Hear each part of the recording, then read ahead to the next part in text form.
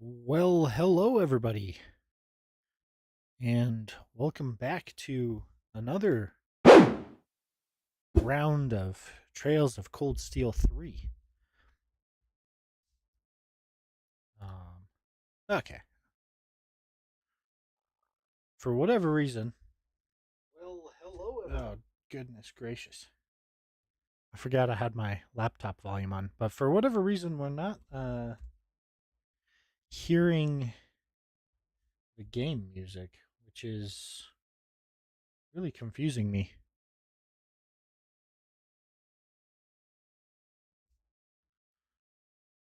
Maybe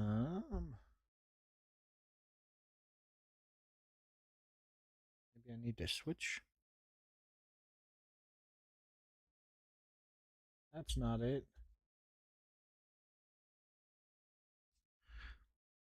I really have no idea why it's suddenly not capturing game audio. We haven't had this issue before.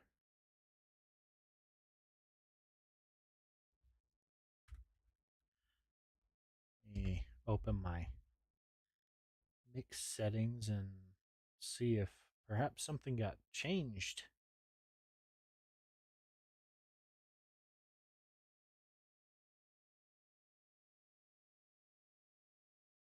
No, nothing got changed.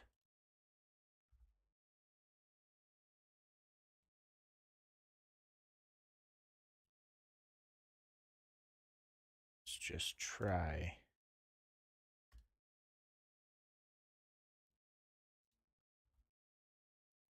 Okay.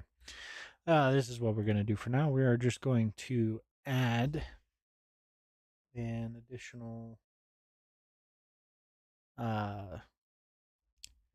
audio input source.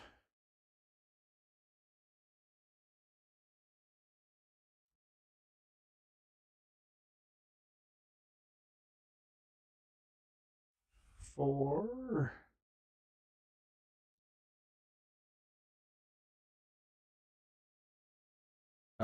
audio output source, not input source. What am I doing?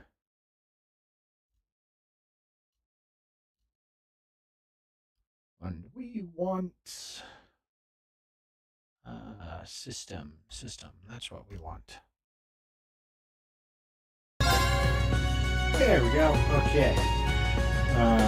Going to be a little bit more difficult to adjust volume on the fly. It's weird when stuff like that happens. Anyway, we can get back into it now. Sorry about that. Took us a minute. Pretty sure we set our quartz and everything last time. So all we should have left to do is, to just move forward. Oh, I can set theirs. We're just gonna go the auto setting for these guys. Just because partly I don't really feel like going through all of the different things right now. And also partly because it would take a lot of time. 390, 360, 410, 270. Plus arts defense and we lose speed. Versus the 390, we go with that. Got one. Set gunner! Set striker! I did not know I could do that from that screen.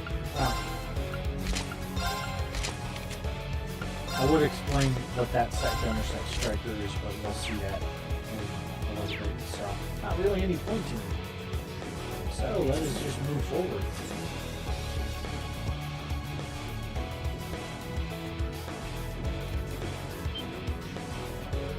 Everyone stop, he says. A monster, she says. Right from the start. I can't believe he seriously released monsters down here.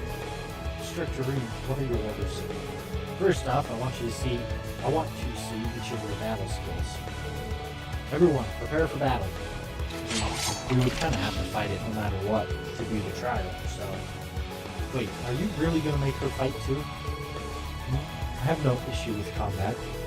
Don't worry, I'll back you guys up. We're going now. Stay focused, everyone. Got it. I'll show you just what I'm capable of. About assault attacks. Once you've accumulated enough assault points, you can press F to activate assault attack. Unlike normal field attacks, assault attacks will trigger a battle on hit, allowing you to begin encounters with surprise attack at maximum advantage. Whew. So, let's, ooh, I don't think it'll let it, oh, maybe it won't. So if you flank them, get behind them, and attack, it knocks them out, or stuns them rather. And if you attack them while they're stunned, you get a +2 bonus, which I think is 1, your characters go first, and 2, I think it's like you get 2 rounds first or something. I don't remember exactly how it works. They're in disarray. Attack takes you straight into it and gives you triple advantage. Maybe it's just a buff on your first attack or something. I'm not 100% sure on that. I don't really remember. Why is Yuna down in so much health? My goodness. Maybe her ports added a ton of health to her or something. Oh, doesn't really look like it. Look interesting. Oh, I didn't set their weapons. Did I? No, I didn't. I just set armor. Oops. So physical attacks. Yeah! It's down! An opening! My turn! Ha! These guys are It's down! way easier than I thought they would be. An opening! I thought nightmare difficulty, those things were going to be tough. Acceptable. Good work!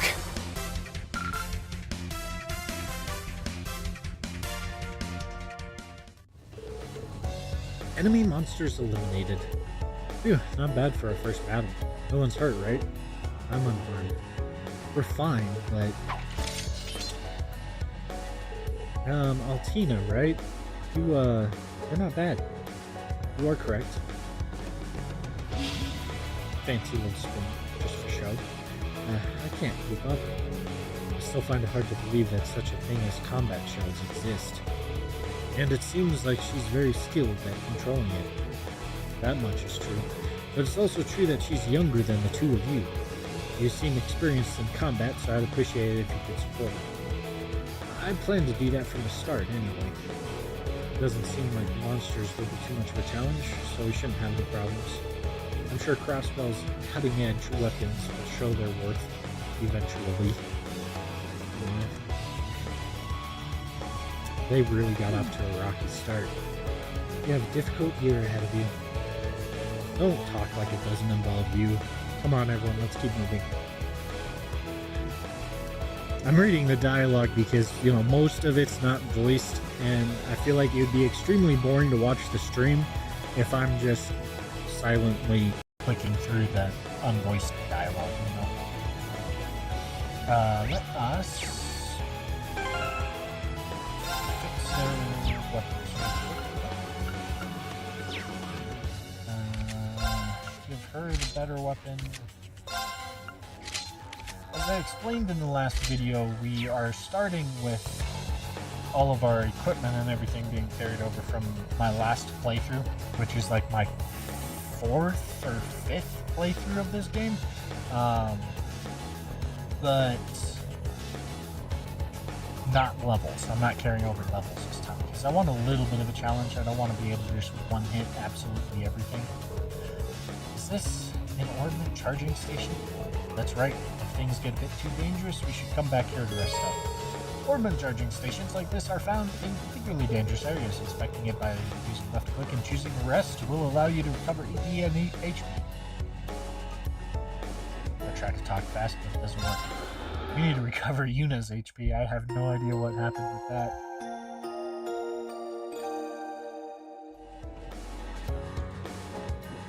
Alright, onwards and upwards, as it were. In insect monster. Looks like it's got a pretty hard shell.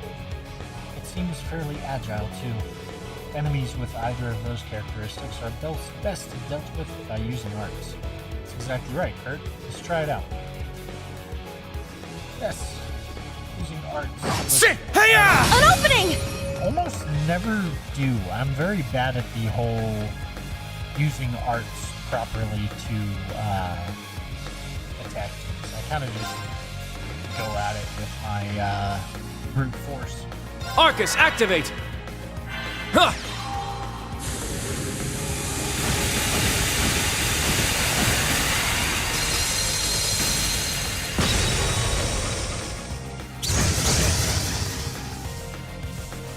Huh.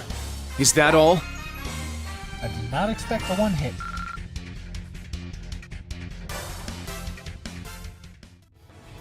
And I did just realize that that game audio is still particularly loud and probably should be dimmed down a little bit. That might be a little too much. I'll check it in a couple seconds here. On the, I found some treasure! You didn't find any treasure, Unit. I found the treasure. It seems to be a quartz. Yeah, one of us should set it in their orbit. Well, obviously. Or none of you should, because we have orbments that are much higher level than that.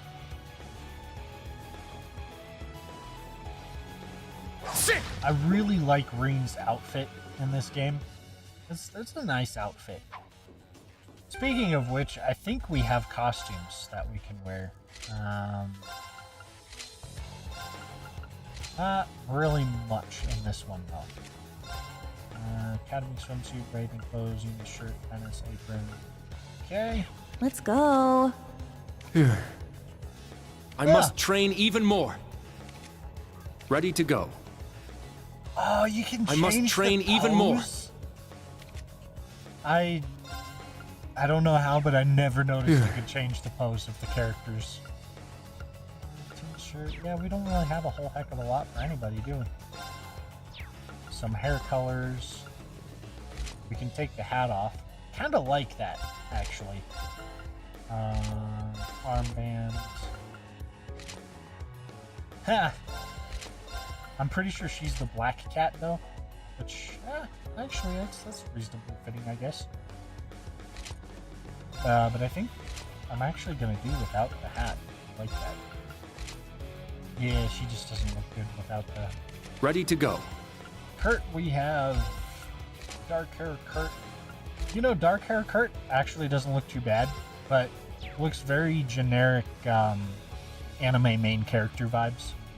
Whereas his regular hair is a little less generic.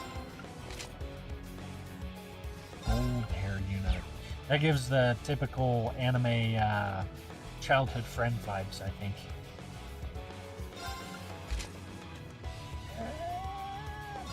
Yeah, pink hair's better. Red hair Reen. That just looks weird. Yeah, no, he does not pull this off at all. Give him a headset. Okay. Let's go. Nothing really Yeah, for her. I did it! Ready to go. And nothing really for him. Okay, that was a little bit of a waste of time, but that was good to look through that stuff. Another new enemy. It's a bit tiresome having to deal with them all. I think it's finally my time to shine. Ah, the Gunbreakers. We're finally going to see what they can do, I take it. Here's hoping they live up to all your boasting earlier. Oh, they will. Just you watch. Hey-ya! An opening! Attack! Triple advantage. So... we're gonna just move these My turn. characters. Oh. Very well. Oh my goodness. It takes a lot of Let's go. movement for it to advance. My turn. Oh, wow. Kurt's got a lot of turns. Very well. I shall go. Let's go. Oh my goodness. I just want Yuna's Very turn well. so I can try out those gun breakers. It's my turn! There we go. Okay. Link them. Set! Gunner! Now the cool thing with the gunner is it gives area attacks. So. Yeah! And hey, that does My a lot turn. of damage. Wow. I mean, again, Yeah. we do have the I'm up. highest tier weapons that you can possibly get in the entire game. All right. Nice work. Actually, which playthrough? I've played this game a lot. Well, how's that? Their suppressive fire capabilities are impressive, but the trade-off is that the gun function lacks the same power as the batons. I suppose it's all about how you use them. They're very versatile weapons. Agreed. Honestly, they're more impressive than I'd imagined. Ha! So you admit it. I was speaking strictly about the weapons. Their wielder is a separate matter entirely. Tell me, does one of your fancy sword moves involve pulling your head out of your ass? Now, you two. About Yuna's mode change. I just explained this. Although Gunner mode doesn't get the same attack and defense booster as Striker mode, the range and area of your normal attacks will increase, as will your counterattack range. Generally speaking, Striker mode should be used against a single powerful opponent, while Gunner mode is best against swarms of enemies. You can also change Yuna's mode from the equipped scream from the equipped scream in the camp menu. Yeah, pretty easy. I'm gonna mute for a second while I listen to the stream and see if this game volume's working out.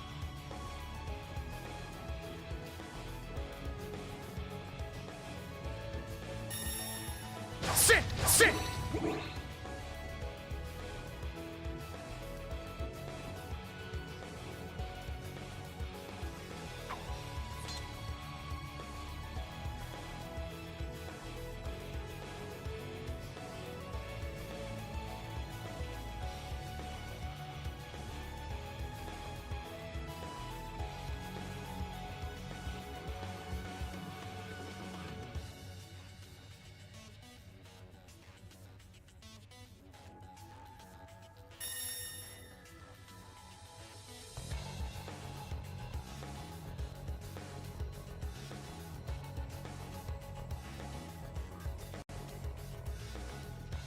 All right! Very well. My turn. I'm up.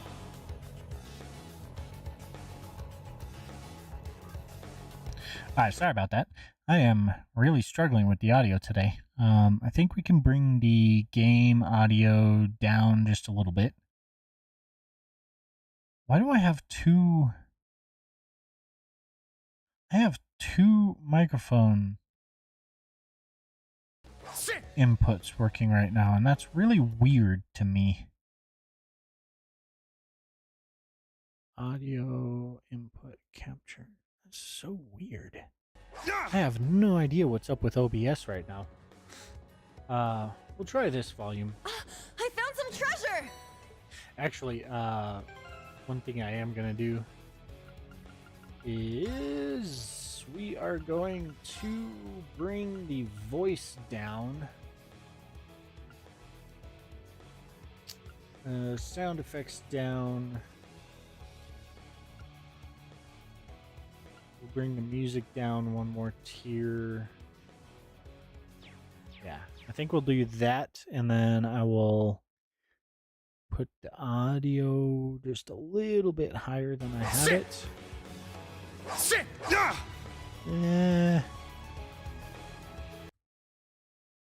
Make that just a little bit lower. Sit. Yeah, that should be good. All right. I'm gonna have to spend a little bit of time figuring out what's going on with that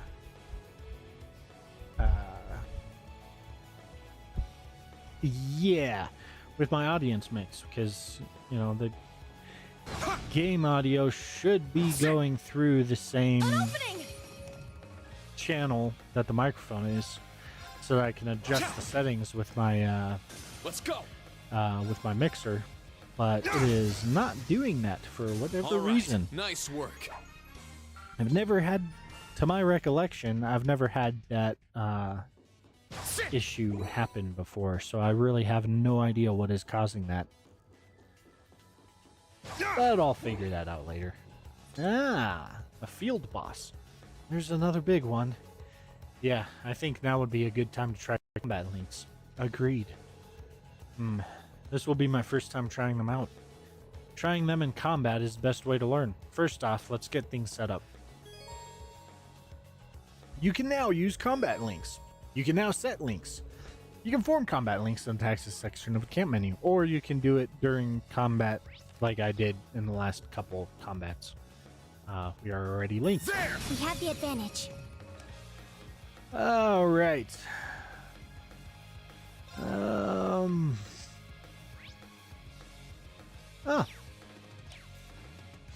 Let's try on arts. It Arcus only targets activated. one. Okay. Huh. Let's Probably go. would have done more damage if we just did a physical attack. It's my turn. We'll get a chance to play with rings. Oh yeah, and I didn't Alright. carry over. This time I actually didn't carry over the crafts and stuff either. Well, look at that. So, that'll be kind of fun. Not bad. You guys got it to work. Why is that line confusing me? It sounds kind of weird. So that was a combat link. It felt like I was completely in sync with everyone else. I detected no issues linking between our current members. It appears we will have no issues going forward. Yeah, combat linking will be very important for our upcoming battles. Try to use it as often as possible so you get used to the feeling. That's all for the basics of battle. Any questions so far? None from me. Me neither. But I can't believe a battle ornament this advanced has already been used in real combat. You seem to know a lot about what's going on. Are you involved with it somehow? Now that you mention it, she does seem to know her way around it. No, it's simply because I have experience with the previous model. But it would be fair to say this new model is the result of the test instructor Reen and his classmates ran 2 years ago. Oh? I had no idea. On top of everything else, you helped make this too? No, not just me. My whole class can take credit for that. We weren't the only ones who participated in the operational tests either. For someone called the Ashen Chevalier, you're pretty humble, aren't you? I don't really think that has anything to do with it. The Ashen Chevalier. Is this man really the hero of Erebonia?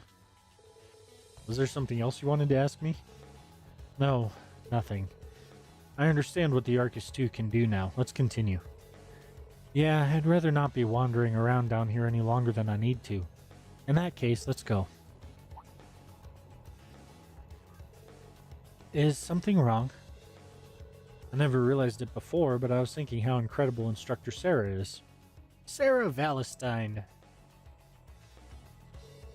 She seemed pretty irresponsible and all over the place, but she managed to lead nearly a dozen of us. I don't really understand. In any event, I will provide support as usual.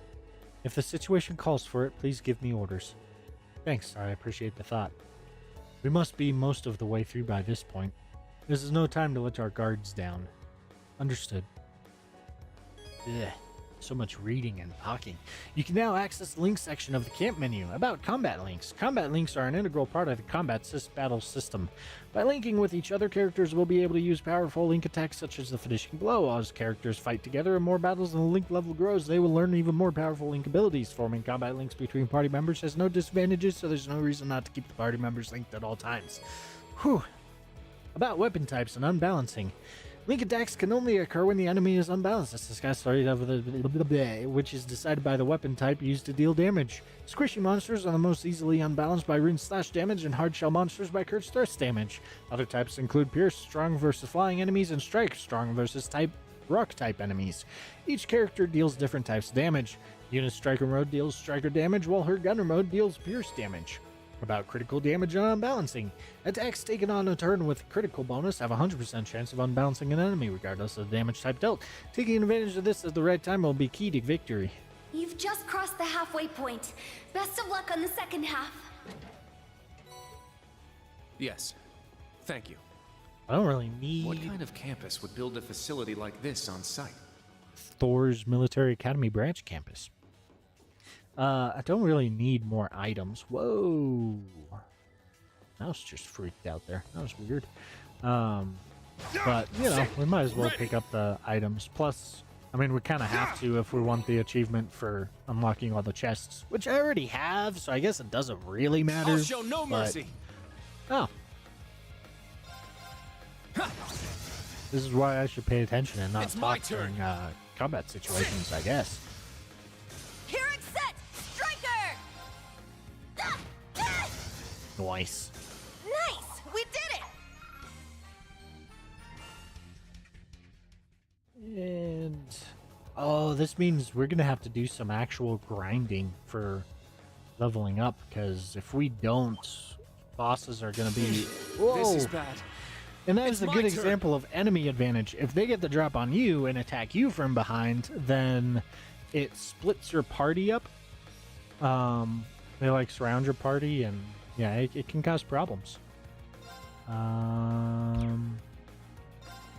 do we want to get out of this? Venom Flame, Firebolt, Ivy Nail. Can we get 3 of them within a single attack? Probably not.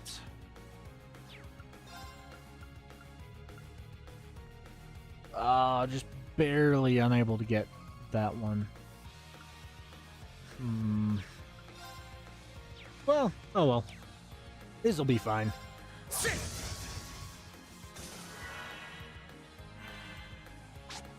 Miss! Take Nice! Another miss! Nope. Nope. Let's Oh, go. critical on Kurt. Yeah. Let's go. Huh. Is that all? Kurt works very well as a speed build. Reen works extremely treasure well chest. as a damage build. You can build Reen to do a ton of damage, especially if he's max level. If he's max level and you have him built for just raw damage, then you can generally one hit everything for the first like chapter or so of the game.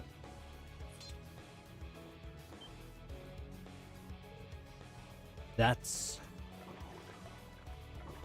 No, I don't remember what those things are called. That thing's huge. Way bigger than anything else we fought here. Considering our current fighting strength, it may prove a difficult battle. I sure didn't expect them to let something like that loose down here. Should we back off and search for another route? No, we need to face it head on. Head on? Are you crazy? Not at all. There are 4 of us, and we can use combat links. As long as we've got the basics down, we'll definitely be able to defeat it. For real? Very well. I'm ready. Understood. Assuming combat stance.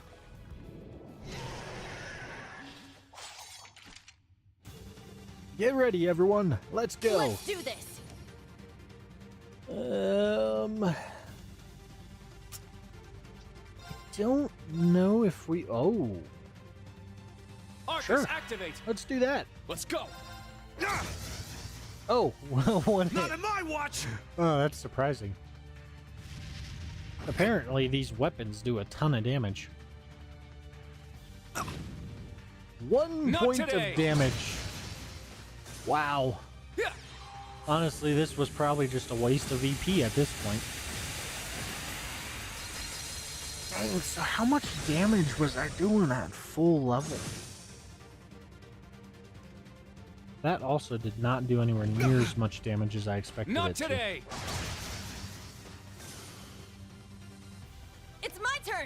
Not today.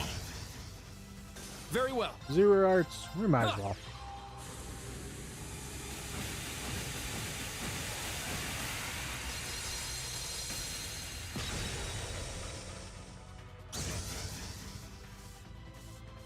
Behold the Vander style. Nice. Oh, level Yeah, ups. I did it! I must train even more. Stats updated. Detector can now be used. Nice. That is going to be helpful. Enemy monster has ceased movement. Phew, that was pretty tough. In the end, it wasn't as strong as I expected.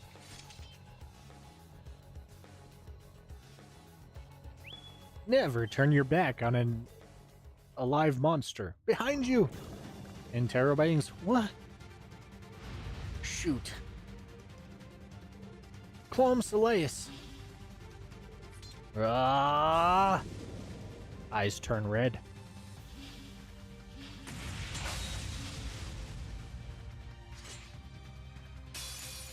Now, bring it on! I love when I get to fight with just Reen. Reen can now use the S-Craft 7th / Fallen Leaves. 0 It's my damage. turn. I'm pretty sure doing our S-Craft would be a complete waste. So let's do it. My blade, calm as still water. Now!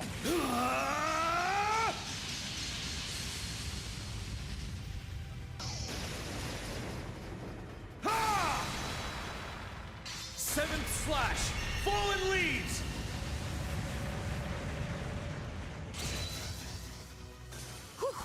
Way Everyone overkill. okay?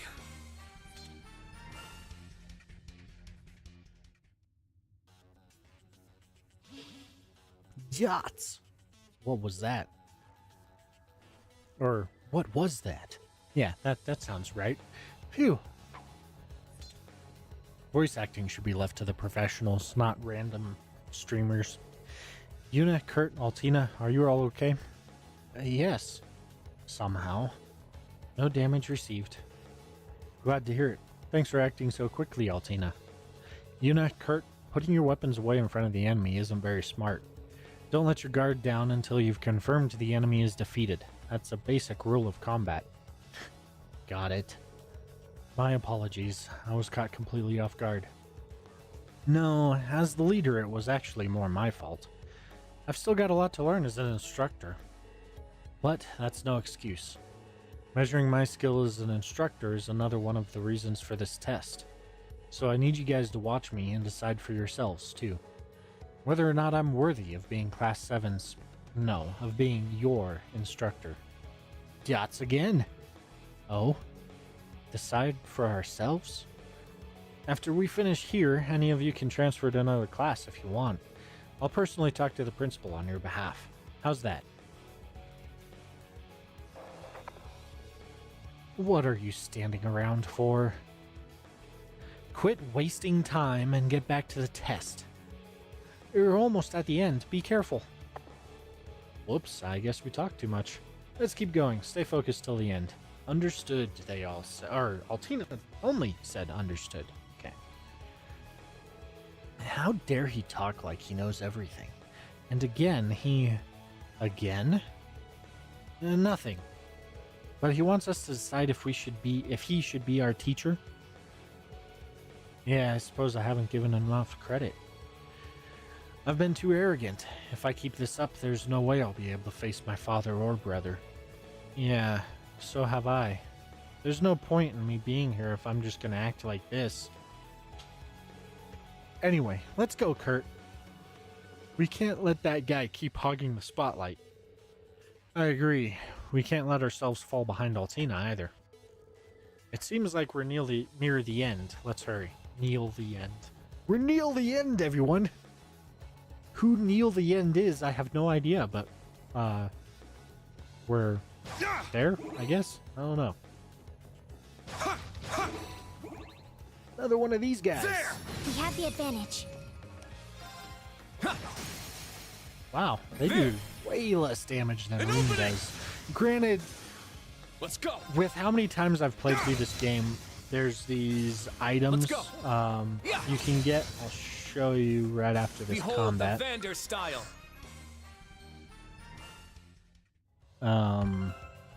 Oh yeah, I was gonna do the whole DLC unlocks off screen, which probably has costumes in it. Anyway, well, though we would have carried over those items, so that part doesn't really matter. Items, where are they? Over here. It is these, not those.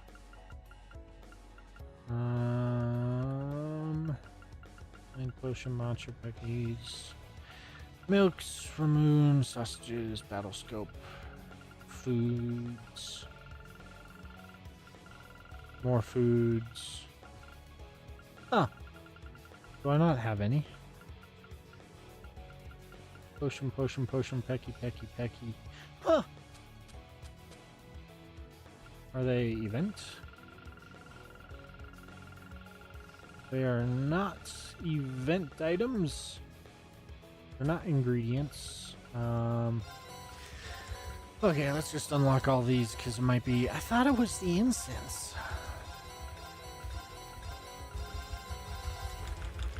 Just spam my keyboard here. Ah.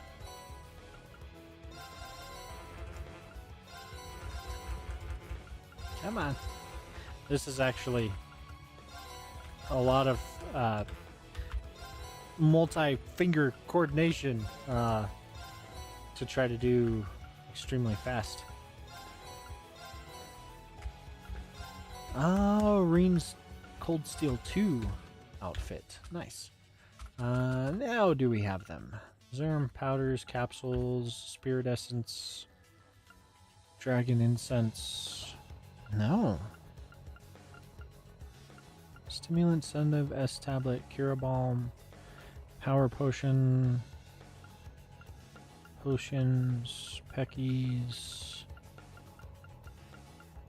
milks, pancakes, fruits, battle scopes, vital. There we go, droplets.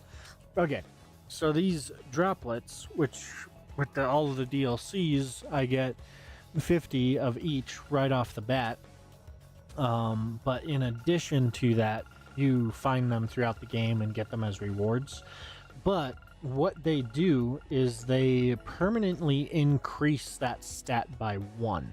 So for example, the vitality increases your maximum hit points by 10 permanently. So all of that carries over, and I dump all of these into Reen. So strength by 1 times 50, so we increase his strength by 50 every, well, maybe it works out to more like 100 with all the rewards and everything. But anyway, we increase at least 50 points of strength every single time that I play this game in just Reen. So even without max level, Reen does a ton of damage.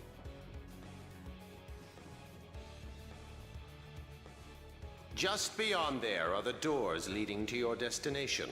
Be quick about it. Understood. Heading to target point. All right.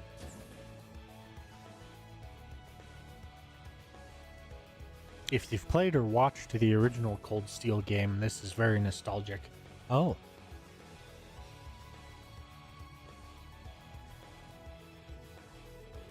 Phew, is that finally the way out up there? The way back to the ground floor. It appears we've reached the designated point. Yeah, it seems so. Sheesh, what is wrong with Erebonians? What are you all talking? Well, what are you all thinking building an insane place like this on a school campus?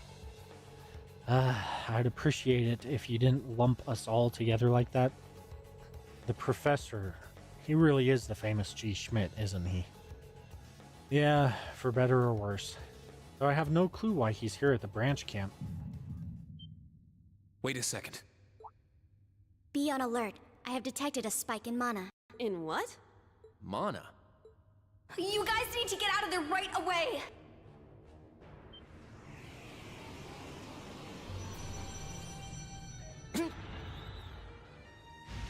Is this thing a Panzer Soldat? No, this is...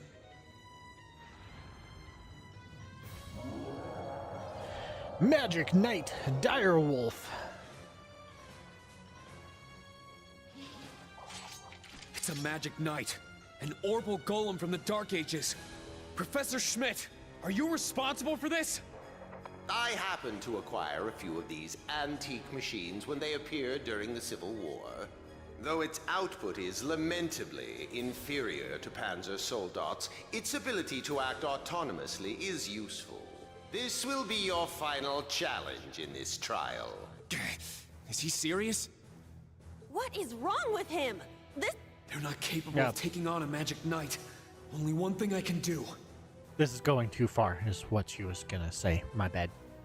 Heed my call! Valimar! The use of a Divine Knight is prohibited for this trial. Level 0 was not calibrated to account for its intervention. Were you to use it against such an opponent, the data I would receive would be useless. You do have another option available to you, Schwarzer. Against this? Or if you'd prefer, you may choose to activate the new function installed in the Arcus 2s. There's a reason he looks very conflicted about that suggestion of using an alternative option. Please activate Brave Order. Olivier, Prince Oliver said that you would be able to use it for sure, Instructor. I bid you felicitations on your recent graduation, delayed by duty though it was. I also wish to thank you from the bottom of my heart, Reed. These may seem on the paltry side as a gift for such an occasion, but I'd like for each of you to have the newly completed Arcus 2. I've added some fun little communication features to it, just for you. There are a few other new functions that can only be described as brilliant, so do give them a try next time you find yourself in a pinch. All right, will do. What is this? This is such a good I combat feel track. some kind of energy coming from him. A combat link? No, it's different. Prepare to engage in combat!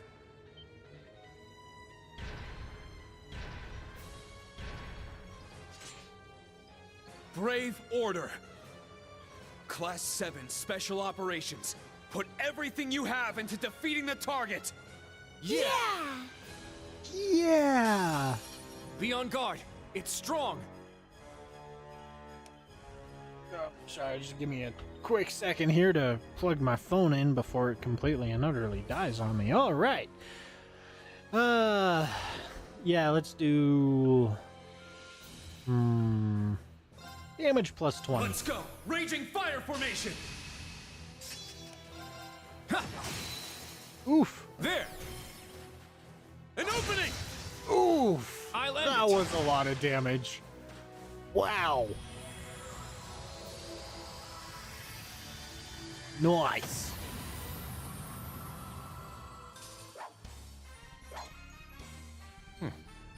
Acceptable. Good work. Level ups. All right, got it. Yeah, I did it! I must train even more. Stats updated. Good job, team. Good job.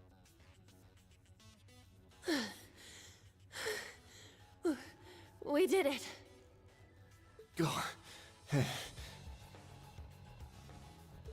Stamina depleted. A short rest is required.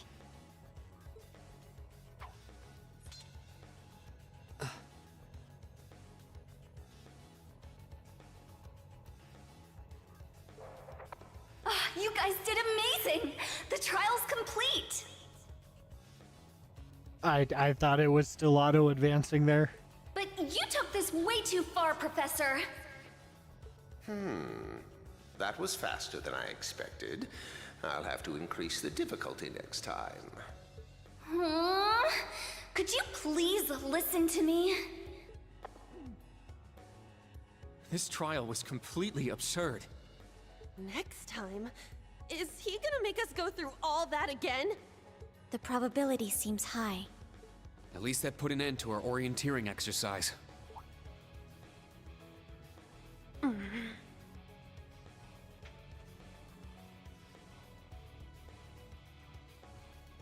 Thank you. Great job, class. You all handled the first test of Brave Order very well. I'm proud of you. There are some areas each of you could improve on, but you just need to tackle them one at a time. I'm sure today hasn't instilled you with much faith in the idea of Class 7. Your class size and this trial are bound to raise some red flags.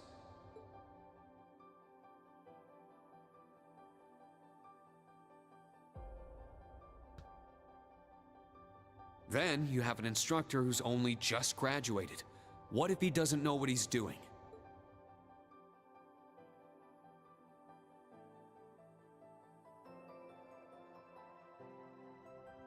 Like I said, if you want to transfer to classes 8 or 9, I swear that I'll make it happen.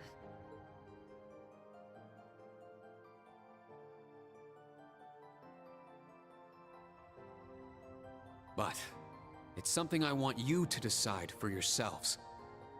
Think hard about what you believe, what you want to accomplish, what kind of future you want, and, most importantly, who you are. Only you can figure out if Class 7 is the right place for you. Take all that to heart, and I know you'll have your answer.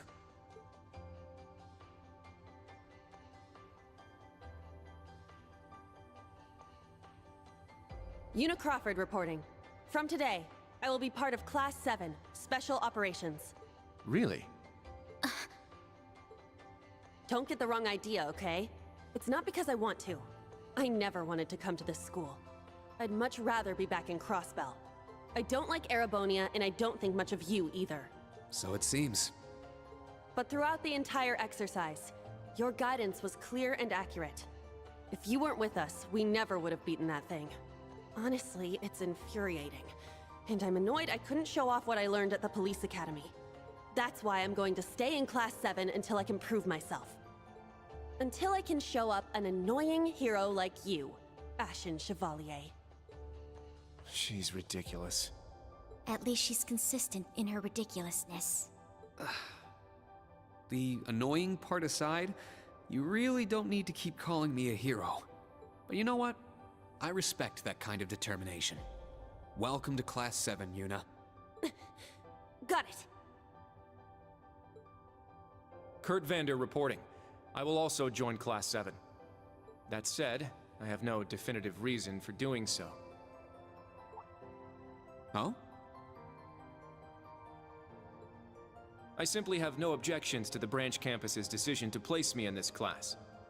If anything, I'm grateful for the chances it'll give me to test my skills in real combat. I couldn't face my family if I allowed the blades I inherited to rust. So they're heirlooms? Metaphorical. He means the will of the Vander school. I'm also interested in seeing what the 8 leaves can do. So far, I'm not impressed. Whoa! That's way out of line. It always amuses me that she says that, because what she's been saying this entire time has been out of line. I do not believe you're in any position to say that. And I absolutely love Altina. She's always got that sass that says exactly what I'm thinking when characters are being sassy, which is also ironic because Altina is one of the sassiest characters in this entire series. Well, that's because I'm still learning. Just like you guys. Welcome to Class 7, Kurt. Thank you. How about you, Altina? There is no need for confirmation. While the details are classified, I intend to follow the protocols of the mission. No, Altina, that's not what I mean. The answer needs to come from you. Does she not understand? I won't accept your participation unless you chose this. I don't care who originally placed you here, whether it was the principal, the intelligence division, or even the Imperial government. Why do you want to stay? It can be anything. And it can't be what I said. Hey! Why are you picking on her so much? I still don't get how you guys know each other, but you can't talk like that to a little girl who... I can't think of a reason. All that comes to mind is how I've supported you on all of your operations this past year. If I'm to be at the branch campus, it is only right that I be in your class. It was also Class 7 who once stood in the way of my mission. Even if the students have changed, I find myself somewhat drawn to the name. Does that work? Oh. It works for now. I'm glad you're staying, Altina. Okay. Oh, brother. You sure drew that out. It's been one thing after another. I now officially declare the formation of Class 7 Special Operations. Let's all work hard and grow together. Not just as a class, but as comrades.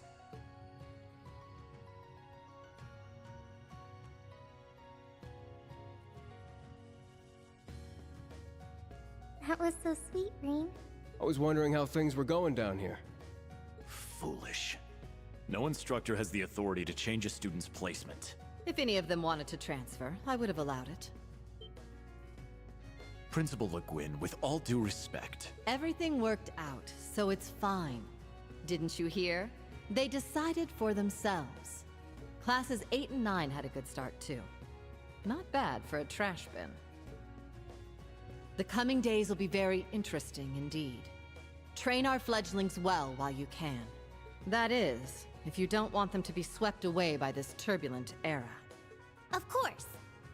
Yes, ma'am. Yeesh! This is some school I landed myself in.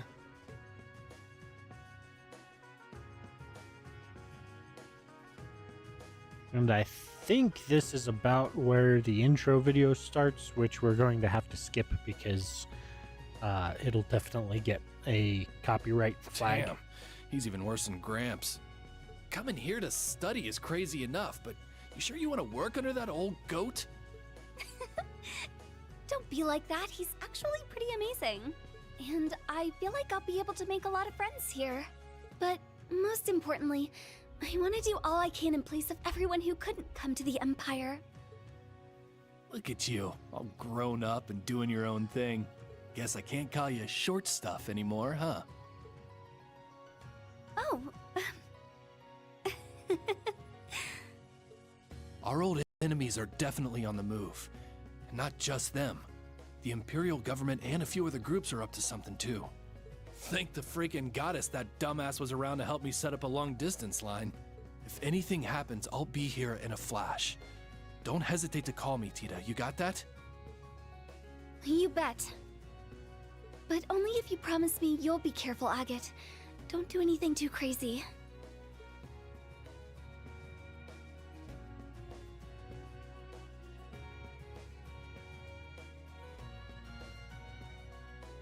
Loading screen.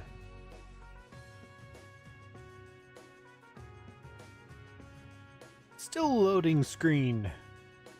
More loading screen. I see.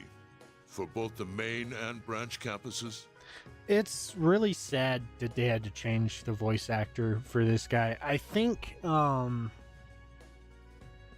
I am not 100% certain, but I think the guy that voiced Gileath Osborne in the first and second Cold Steel games passed away between the two, the English voice actor, passed away between 2 and 3, so they had to have a second and a different voice actor come in and do his voice for the rest.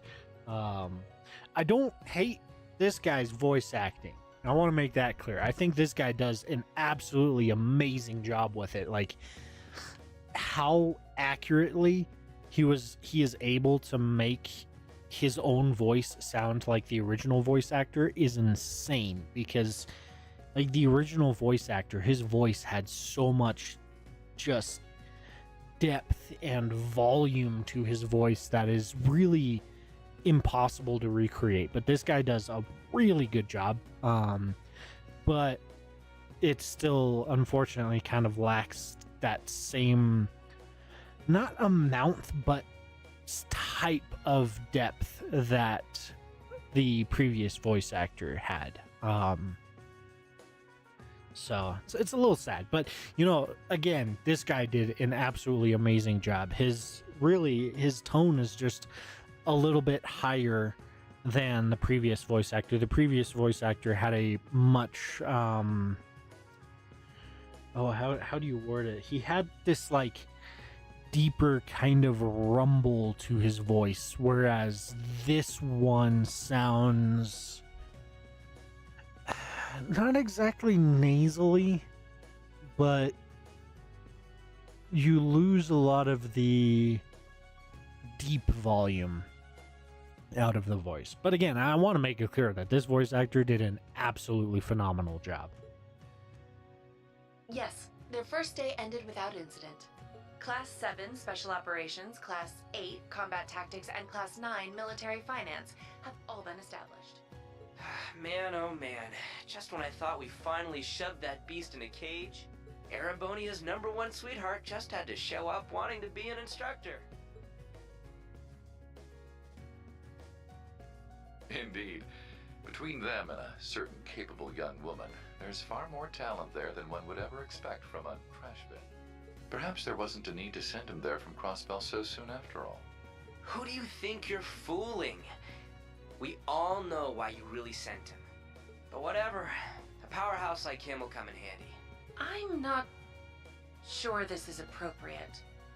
I think, I'm not 100% sure, but I think the person they were talking about right there is Randy, not Reen. I originally thought it was Reen that they were talking about, but I don't think Reen was... I don't think he was assigned to Crossbell because he just graduated from Thor's himself the previous year, and he got his orders directly from Gileath Osborne. So I think who they're talking about transferring from Crossbell, I'm pretty sure they're talking about Randy being transferred from Crossbell. In any event, the wheels are now in motion. Seriously though, this guy's voice, like, original voice actor aside, this guy's voice is insane. I absolutely love it. With Northumbria's annexation, every bush those serpents would dare hide in has been burned to ash. They have no choice left but to try and reclaim their master's plan. As for the branch campus, that pitiful final act of rebellion from a prince who's lost his blade and his wings. Okay, so I don't know how I missed that. Or overlooked that in my previous playthroughs, but if you remember in the last episode, I had commented on how I think the branch campus was created by Prince Oliver, and basically his concept was to take Class 7, which Olivier created, Prince Oliver created Class 7 in the Thor's main campus. That's what Reen was a part of. He was a member of the original Class 7. Let me backtrack here. So, over the last several years in Erebonia, they have been phasing out the Bracer Guild. The Bracer Guild, you can think of, if you've watched anime, the Bracer Guild is very similar to Adventurers Guilds in a lot of anime. They, from the very first game in the Sky Trilogy, the Bracer Guild is set up as the good guys. They're the ones that make it their entire purpose to protect civilian life and put a stop to nefarious plans, whether it be from government or shadowy organizations or whatever.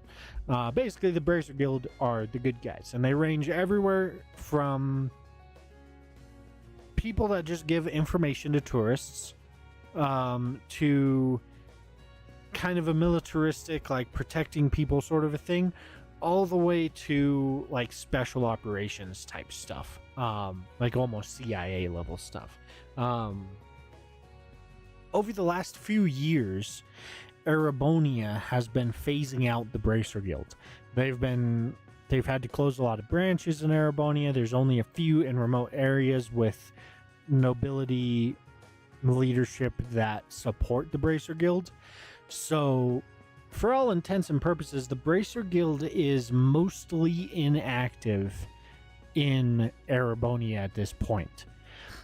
Olivert, Prince Olivert, created Class 7, I think, as an experiment to see if he could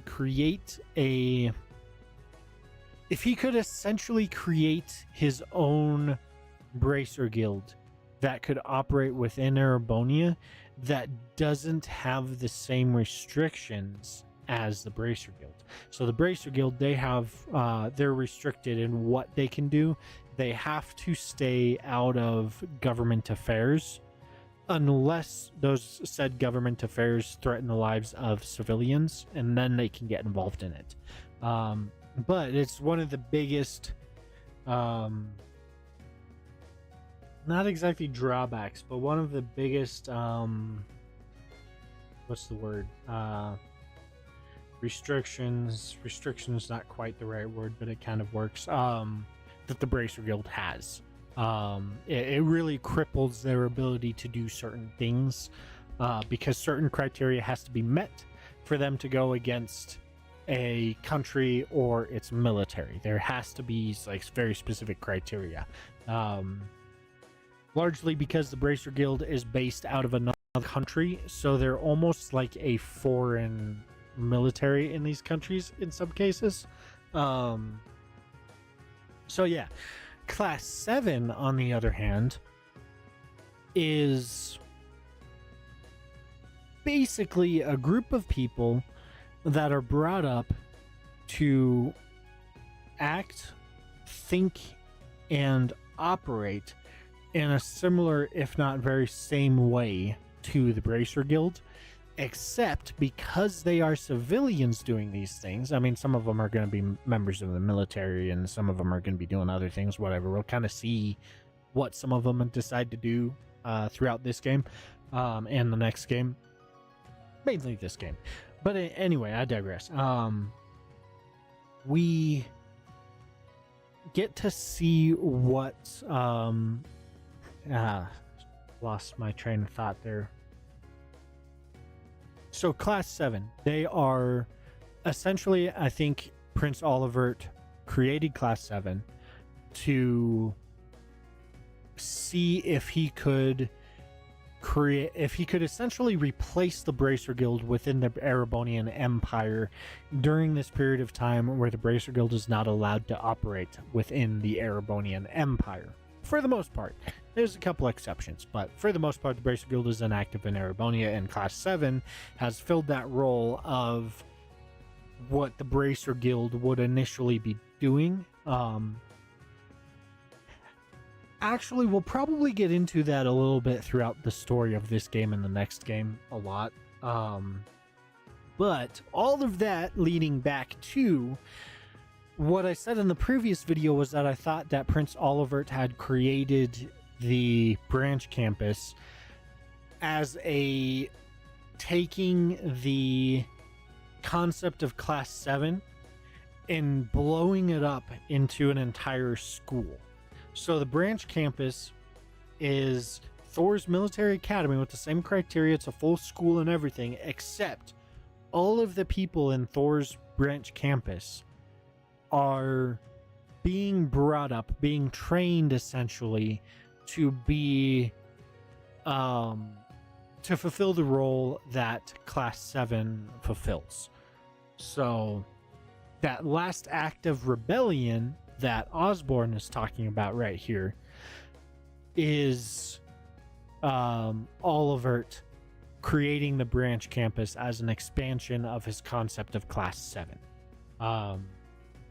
So yeah, that's I don't know why I forgot about or overlooked or whatever this part, but this confirms that theory that I was talking about in the previous episode, that Prince Olivert created this branch campus as an expansion of Class 7 in a reaction to Gileath Osborne, this guy right here,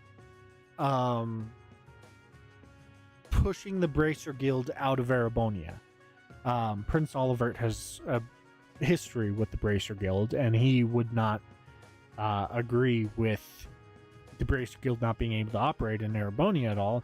So this is his like, oh, you're going to get rid of the Bracer Guild so that you don't have people trying to stop you from doing what you're trying to do? Well, I'm going to counter that by creating essentially my own Bracer Guild of Erebonian citizens that you can't do anything about. That's what Olivert's basically setting up here.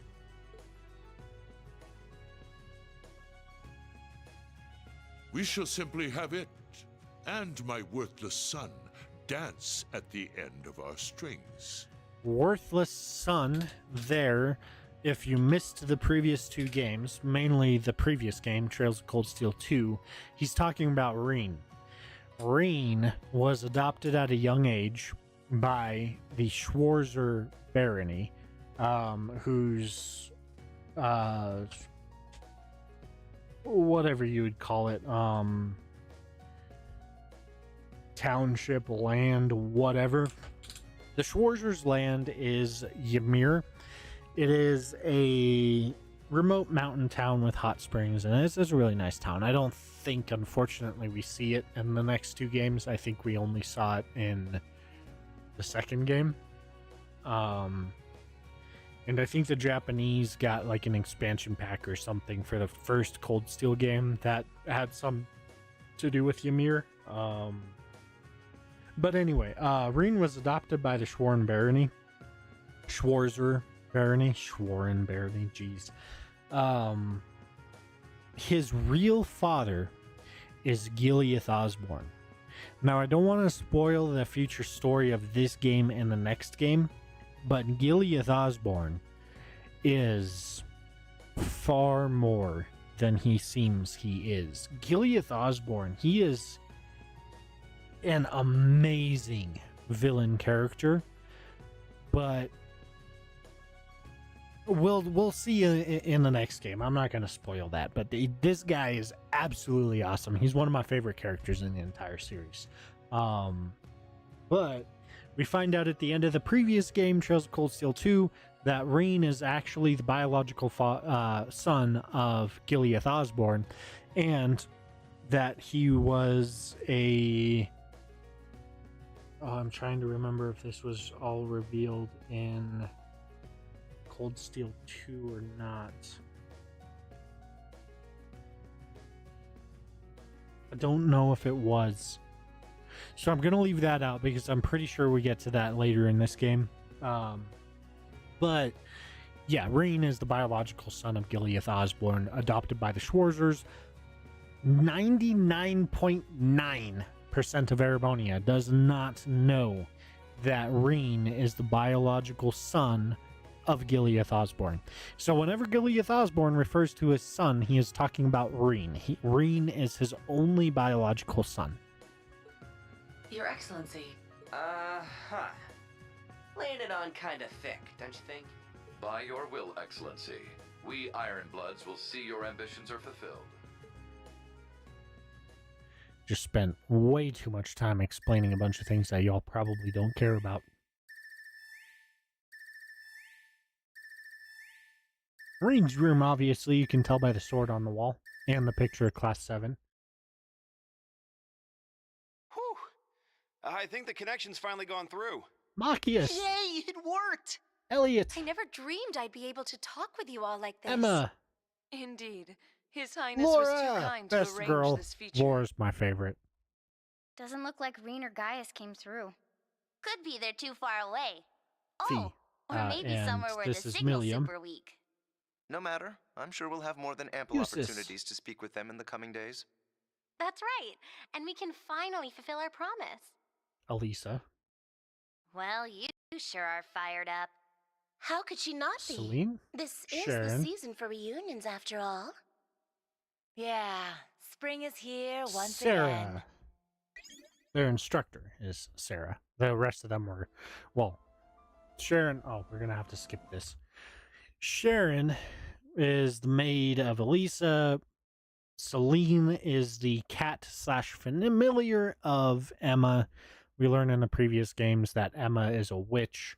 Elisa is the daughter of the Rhineford group, who is the basically technology conglomerate of Erebonia. They're the ones that basically produce all of the technology within Erebonia as the Rhineford group. From cars to vacuums to these battle orbments, the Arcus 2s and all of that, to even like guns and tanks and trains. It's all the Rhineford group within Erebonia.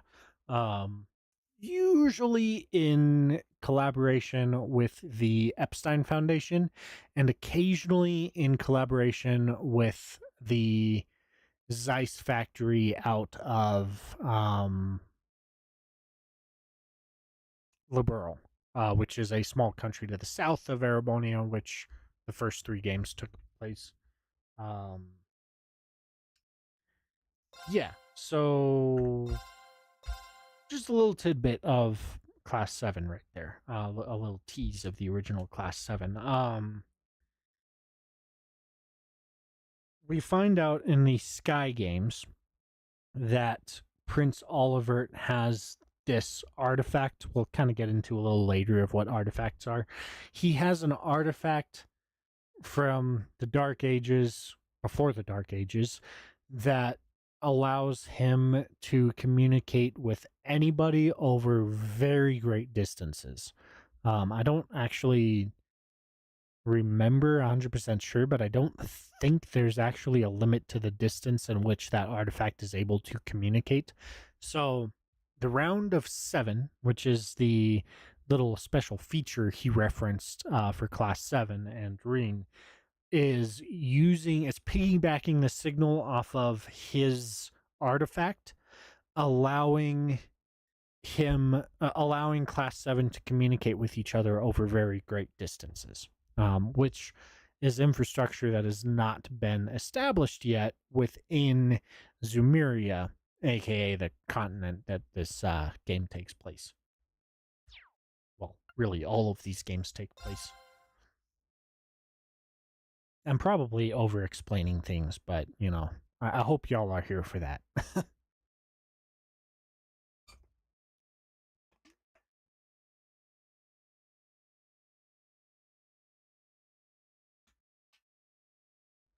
It is April the 15th, a Saturday. Septian calendar 1206. I think the first game, Sky the First, or Sky First chapter, took place in Septian calendar 1201, I want to say.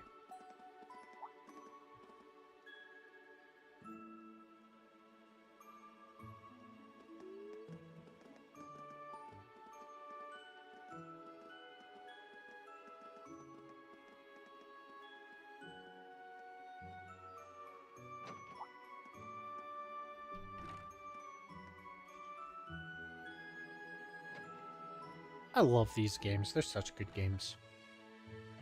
Soundtracks, they've got like the best video game music ever, in my opinion.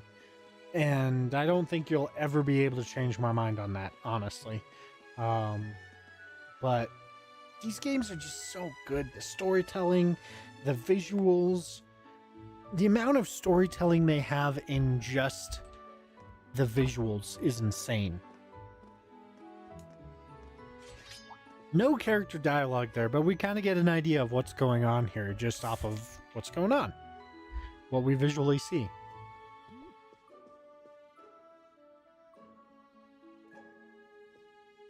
And that background music gives us the, kind of lighthearted, this is the relaxing time of all the characters, the daily life, the slice of life kind of theme, if you will.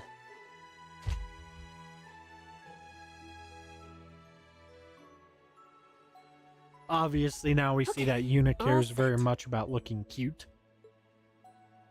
We said we'd walk to school together, and she just up and leaves while I'm still asleep.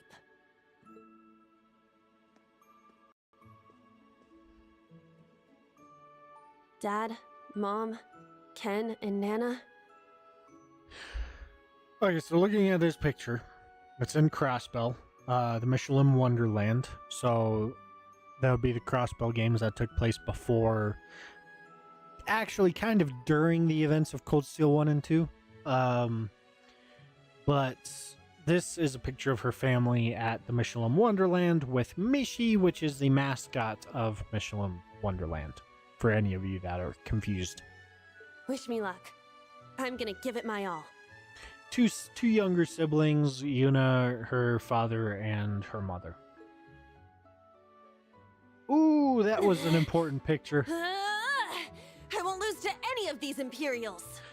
I hate that it only flashed that for a second, but that's something we find out about in this game. That's not something you would have known from the previous game, so we'll just skip over that. But remember that picture. Try to remember that. Yeah. Strike!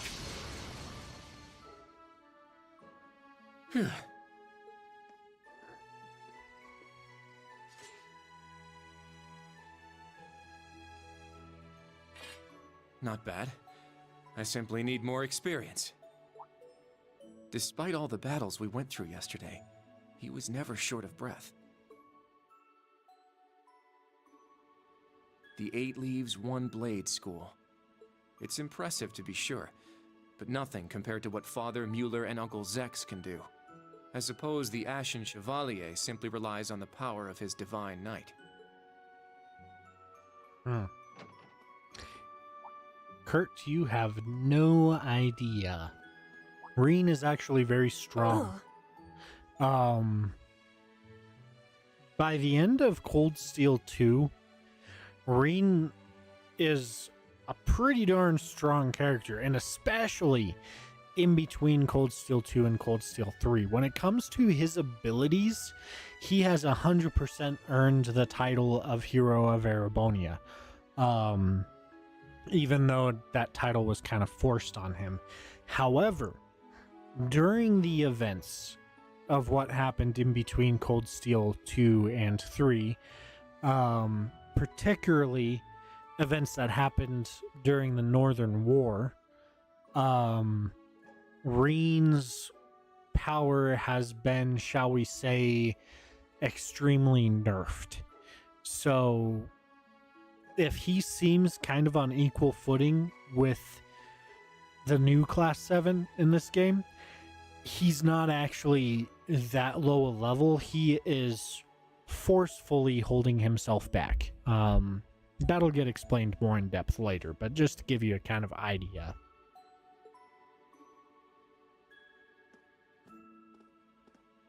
Good morning.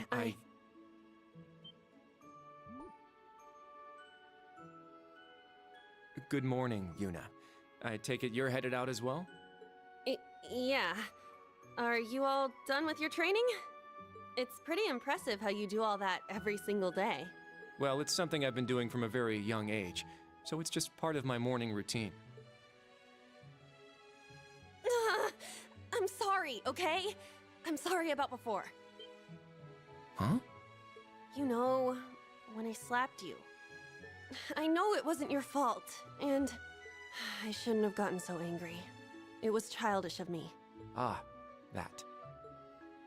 I'd like to apologize too, but have you been wanting to say that for the past 2 weeks? Considering how much you dislike Erebonians, it's very thoughtful of you. I don't dislike the people here. Yeah, I've got my problems with the country, but this is between people. When I mess up, I make sure I apologize. Especially considering what I said about your swords. I mean, you practice every day, and... Ah, right. And they'll be way more useful than a couple of weapons as old as the Great Collapse. Don't worry about that. Besides, like I said, my training is just part of my morning routine. Out of curiosity, is everyone from Crossbell like you? Huh? Like me how? Oh, I don't mean to offend. Very straightforward and good-hearted. Probably the type to be easily tricked. Hey! Wanna run that by me again? Like I said, I don't mean to offend. I'm glad to have a classmate like you whom I can trust. Though I don't know if I can trust your skills just yet. You're a real piece of work. Well, let's start over. Glad to be your classmate, Kurt. Hello, you two. Good morning.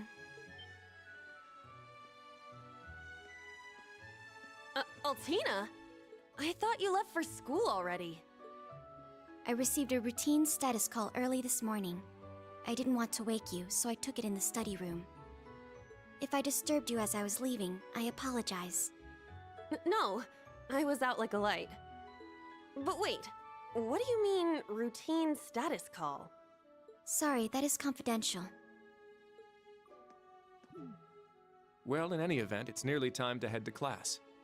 We're all in the same class anyway, so why don't we walk together? I do not mind, but I believe the correct term for my presence would be a third wheel. Oof. Judging by what I've seen, your relationship has progressed.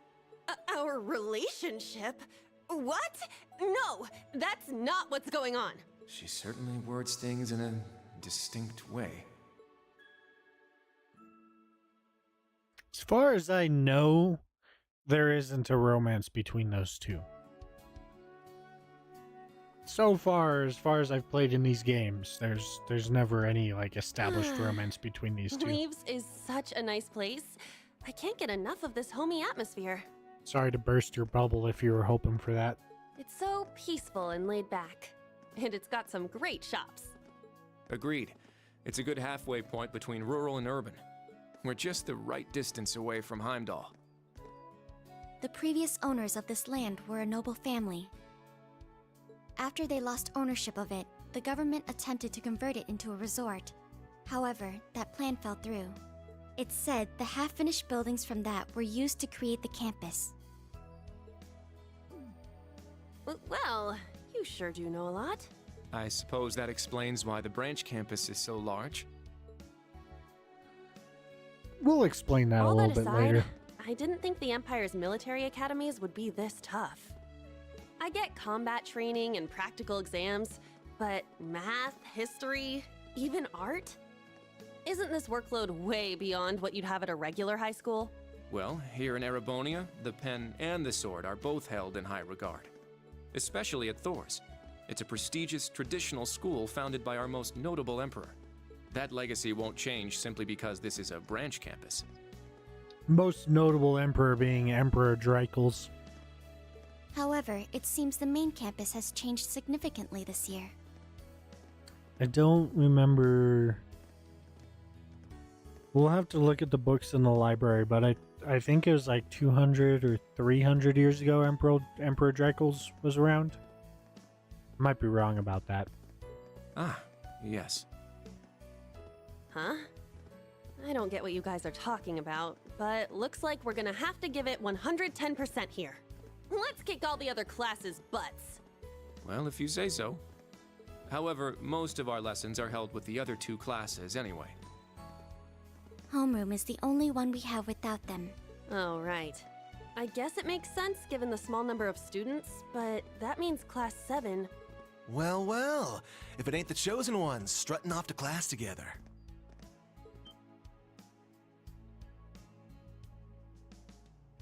You're... I think he's in Class 8. Good morning. Is there something we can help you with? Nope, not a thing. Just wanted to get a little peek at the class taught by the hero of Erebonia. Class 7, huh? I'm sure the view is just great from up on that pedestal of yours. Sorry to disappoint, but we're being treated the same as any other students.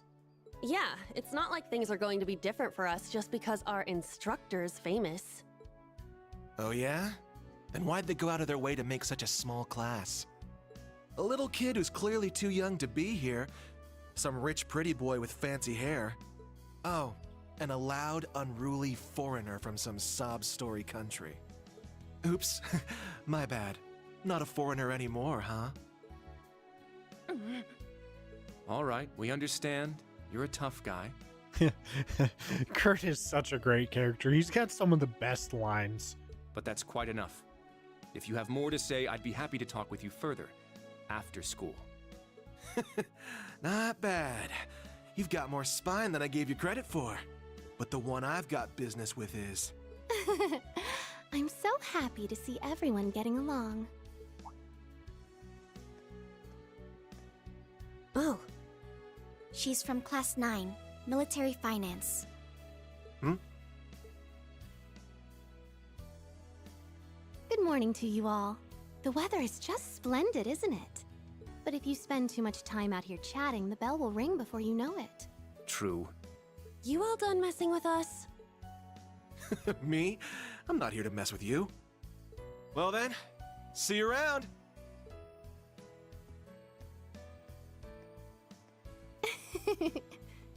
I hope you all have a lovely day. I'll see you again for the classes we have together.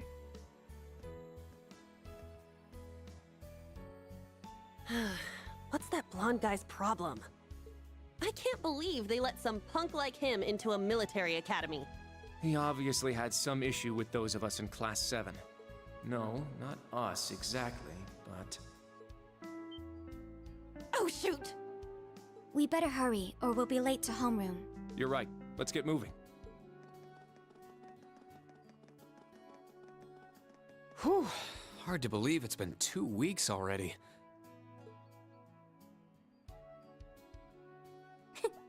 It warms my heart to see all the students trying their best. The classwork here is much more difficult than at the main campus, so I'm sure it's tough on them. Yeah. Then on top of that, training exercises were added onto their curriculum. We didn't have anything like that at the main campus. Thor's branch campus. I think I'm starting to understand what the government's trying to do here. Oh, but I don't think that's the only reason for this place. In keeping with Thor's tradition, we'll also have those days to look forward to. Yeah, I'm sure that'll be a relief for them. I'll tell my students about them after school, alongside the club announcement. Got it. Thanks for taking care of that. Well then, Instructor Reen, let's give it our all today. Likewise, Instructor Toa.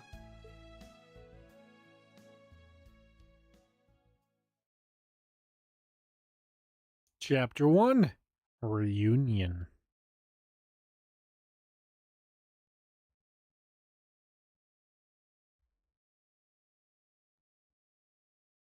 A little bit misleading of a chapter title. First period, math.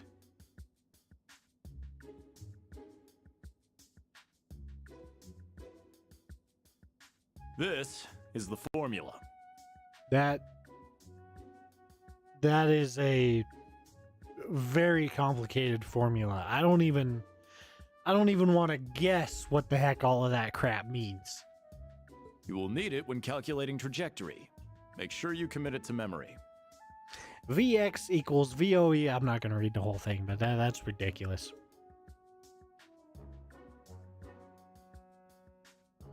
Second period, political economics. This is known as Gross Domestic Product, or GDP for short. Yeah, I have a loose understanding of what GDP is. By the way, the GDP of the Empire of Erebonia rose 42% last year compared to 2 years ago. Now, I do know that's a very impressive number, but that number is probably largely due to the annexation of Crossbell. Not Northumbria, I don't think. Northumbria was a very poor country that actually gets a ton of benefit by Erebonia annexing it, but we'll probably see more about that in, I think, this game, maybe the next one.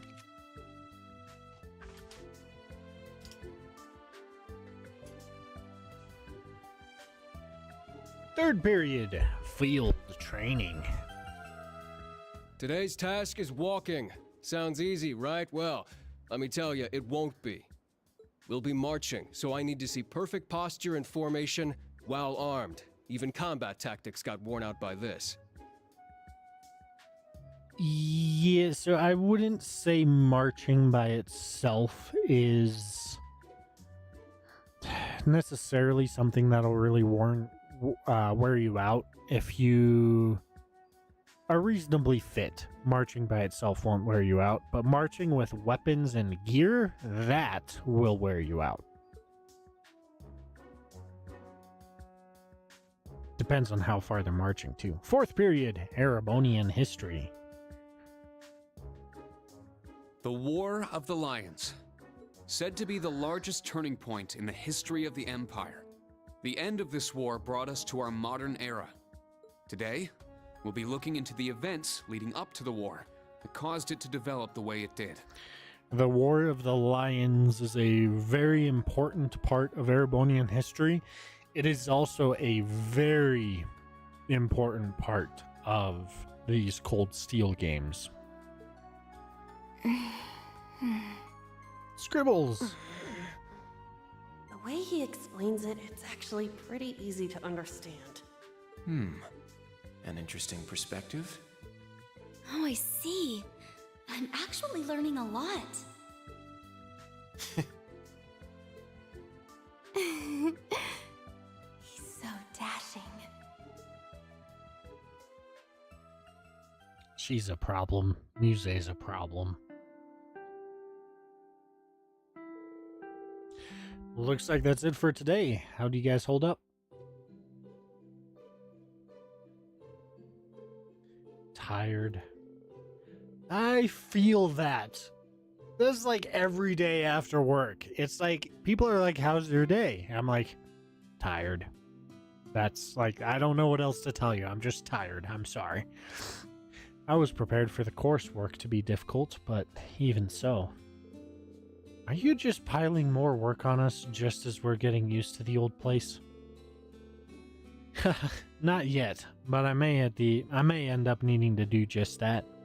The curriculum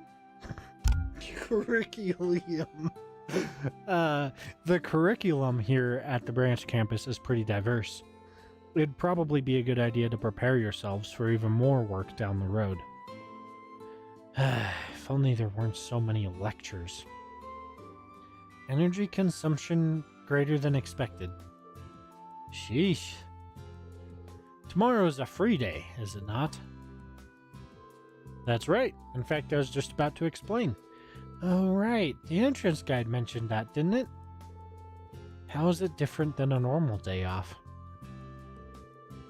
Think of free days as normal school days, but without any classes. On free days, you can study, train, or pursue one of your hobbies. If you get permission beforehand, you can even go visit Heimdall for the day. Wow, that's a lot more freedom than I expected. I figured it was going to be some rest day with a ton of rules and restrictions. That doesn't sound too bad, though. Well, it's just one of the things that makes Thors Thors. However, though you're generally free to choose what you do, there's one mandatory task tomorrow. You'll need to choose a club to join. Really? A club? I hadn't thought there would be clubs at a school that was only just founded. It was a requirement from the principal herself. She said as long as we're using the Thor's name, student clubs are a must. You'll be allowed to apply for a club as long as you have at least 2 members.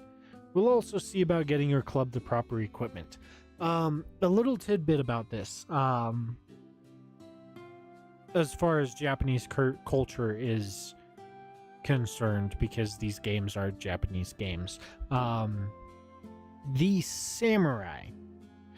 One of the big things with the samurai and their teachings and all of that is to be a good warrior, to be a successful warrior, to be a powerful warrior, and to be a warrior that stays alive, you have to have some hobby that has nothing to do with warriorhood. So if you were to think of being a warrior as a career path, then warriorhood would be anything that falls under that. So strategy, sword arts, martial arts, physical training, all of that stuff. a lot of the most reviewed samurai, I can't really think of any off the top of my head. I know Musashi has said some stuff like this, but since way before Musashi, people have been saying this. Samurai have been saying this. If a warrior wants to have a sharp mind, said warrior needs to have some sort of hobby that removes their mind from the art of warriorhood. So for the ancient samurai, that meant things like taking up calligraphy, learning how to write in a very pleasing... calligraphy in Japan is very different from calligraphy here, sort of. Calligraphy in Japan is, to my understanding, viewed very much as a form of art. So some would pursue calligraphy, some would pursue actual art, drawing paintings, some would pursue writing, some would just remove themselves entirely from anything industrial, anything to do with war, any of that, and they would walk their gardens. They would spend hours, much like Tolkien, looking at these trees, looking at these cherry blossoms and the flowers, and just like really taking in and trying to understand what makes the blossom of a cherry tree a blossom. And you know, it's just etc, etc. There's a lot of different things to do, but all of that is to explain that this idea that Thor's military academy has of making it mandatory for students to join a club is largely rooted in samurai culture. And there's a lot to be said about it. Your mind becomes sharper if you have something other than what your primary occupation is as a hobby. So I'm trying to think of some other occupations where this would make sense. Let's take streaming. Streaming isn't really an occupation for me at this point, but if your entire livelihood, your entire success in your financial life and your professional life and all of that is to do with being a personality online, playing video games, drawing people in, and hopefully making people excited to watch your videos, you need to have a hobby that is removed from streaming and playing video games. So whether that be working on cars, whether that be writing and doing art, going outside, going on hikes, going camping, whatever that is, you need to focus your off time in a specific hobby. Now, it's not to say that you can't have multiple hobbies. You're perfectly fine having multiple hobbies. However, you should always select one that is a primary hobby that you always do. For me, right now, that's gaming. Gaming is my way of de-stressing. It's my way of relaxing. And I figured if I'm doing that for relaxation, I might as well stream at the same time too, right? But what it does, psychologically and mentally and, you know, just all that stuff, when you remove yourself entirely from your way of life, essentially, for some period of time, it kind of resets your brain. It keeps your brain thinking of other things. It keeps your brain creative. It keeps your approach to things more open. Whereas if you were to just focus on gaming or cosplaying or whatever, and that was your entire life, and you didn't do anything else, you just did that, and occasionally shopped, because we all have to shop, unfortunately, then your mind is going to naturally become a lot more focused on that. So the way you think about things, the way you approach things is all going to be done with the lens of whatever you're spending the majority of your time doing. So when you introduce something else into it, it just kind of broadens your mind, keeps you more healthy, and it's a good way to de-stress. So the samurai believed, and there's a lot of evidence to show that they were correct, that having a hobby that had to do with some form of art or expression in some way actually made them better warriors in the end. I would, if you want to learn more about this, I would highly encourage you either read or listen to the audiobook version of, what's it called? I don't remember what it's called. Give me like 2 seconds to look this up real quick.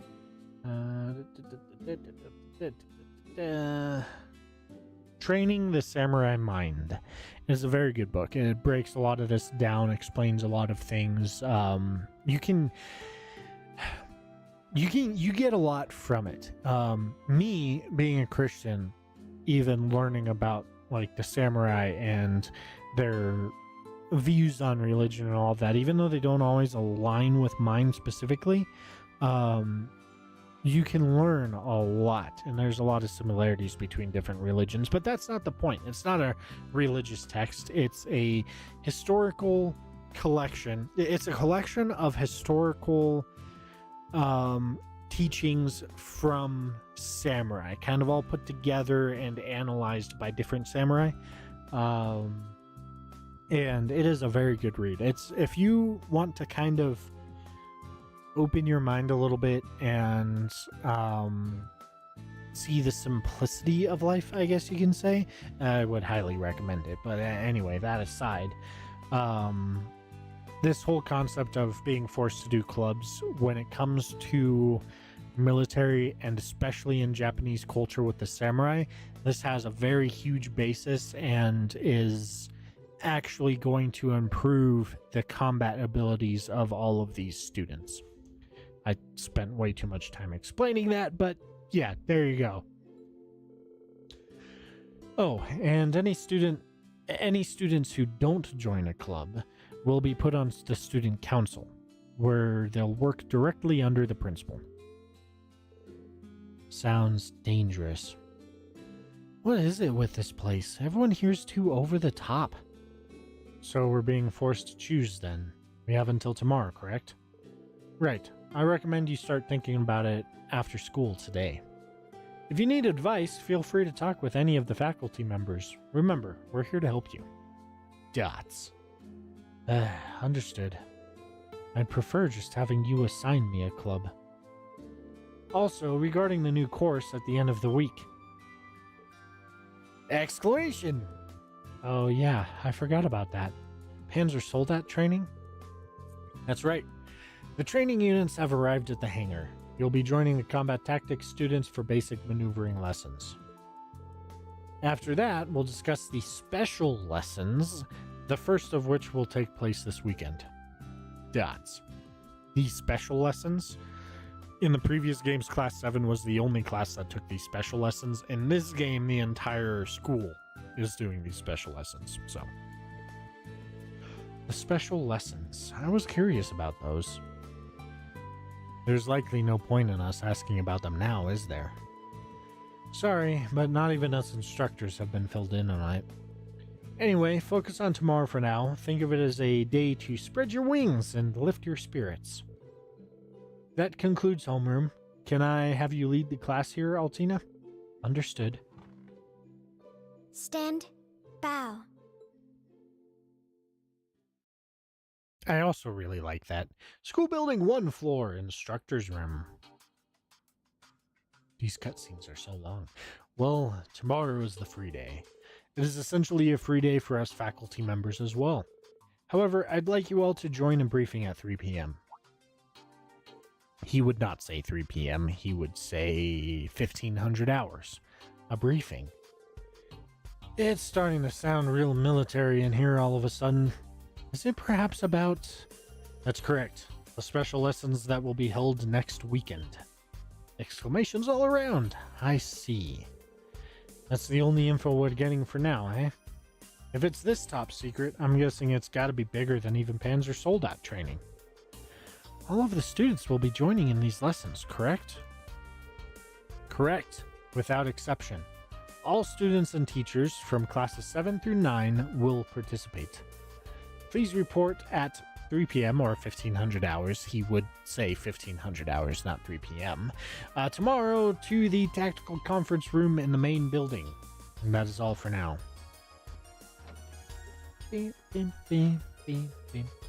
Sheesh. He's the picture-perfect model of a hard-ass RMP guy, that's for sure. Way I hear it, things are only going to get more army-flavored around here. Yeah.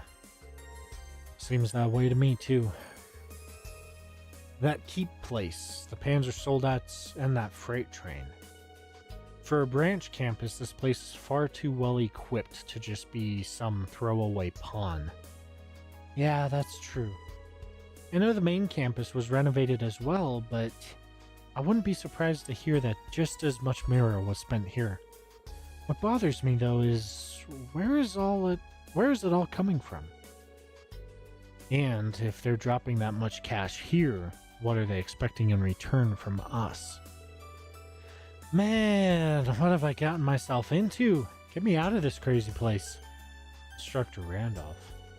Well, I mean, we can't really stop you from leaving, but... Come on now, I'm just kidding around. I'm not gonna just drop my responsibilities like that. Besides, the kids in combat tactics seem like they're gonna be a fun group to work with. Anyway, I think I'll head out now. Let's both check up on the kids. See if they need help with their big club decision. Yeah, got it. We'll see you later. Waves as he walks out of the room. I can't help but feel there's a wall between us. Really? I don't get that impression. He's easy to talk with, and he seems to care for his students. No, he's definitely a great instructor. It's just, a year ago I fought against one of his comrades. So I don't imagine he's got a very high opinion of me. And honestly, I can't really blame him. Green. Anyway, I'll go check in on the students and head back to the dorm for the day. I'm sure picking a club on such short notice isn't going to be easy for them. Yeah, good point. I've said it before, but let's both keep doing our best, says Toa.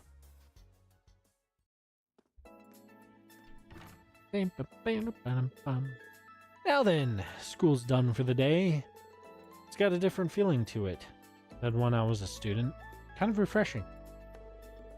Maybe I'll walk around the campus to get a feel for it. I can chat with some of the students while I'm at it. And if they've got any problems or need advice, maybe I can help them out. I should also talk with the principal and the other faculty members. The quick travel menu is now available. Open the quick travel menu with the tab button and select a location you visited before to instantly return there. The quick travel menu will also display the locations of the key events and comrades. And your comrades. Library. In the library, you can find many books that explain history concepts found in Zemuria. In addition, since new books are added to the recommended reading corner in each chapter, check back every so often to see if a new book catches your eye. Some books will be automatically recorded in the Books tab in your notebook after you've read them once. This way you can reread them at any time. Indeed. So we'll go through these a little bit. I don't think I'm going to read the entire things, but we'll kind of skim through them.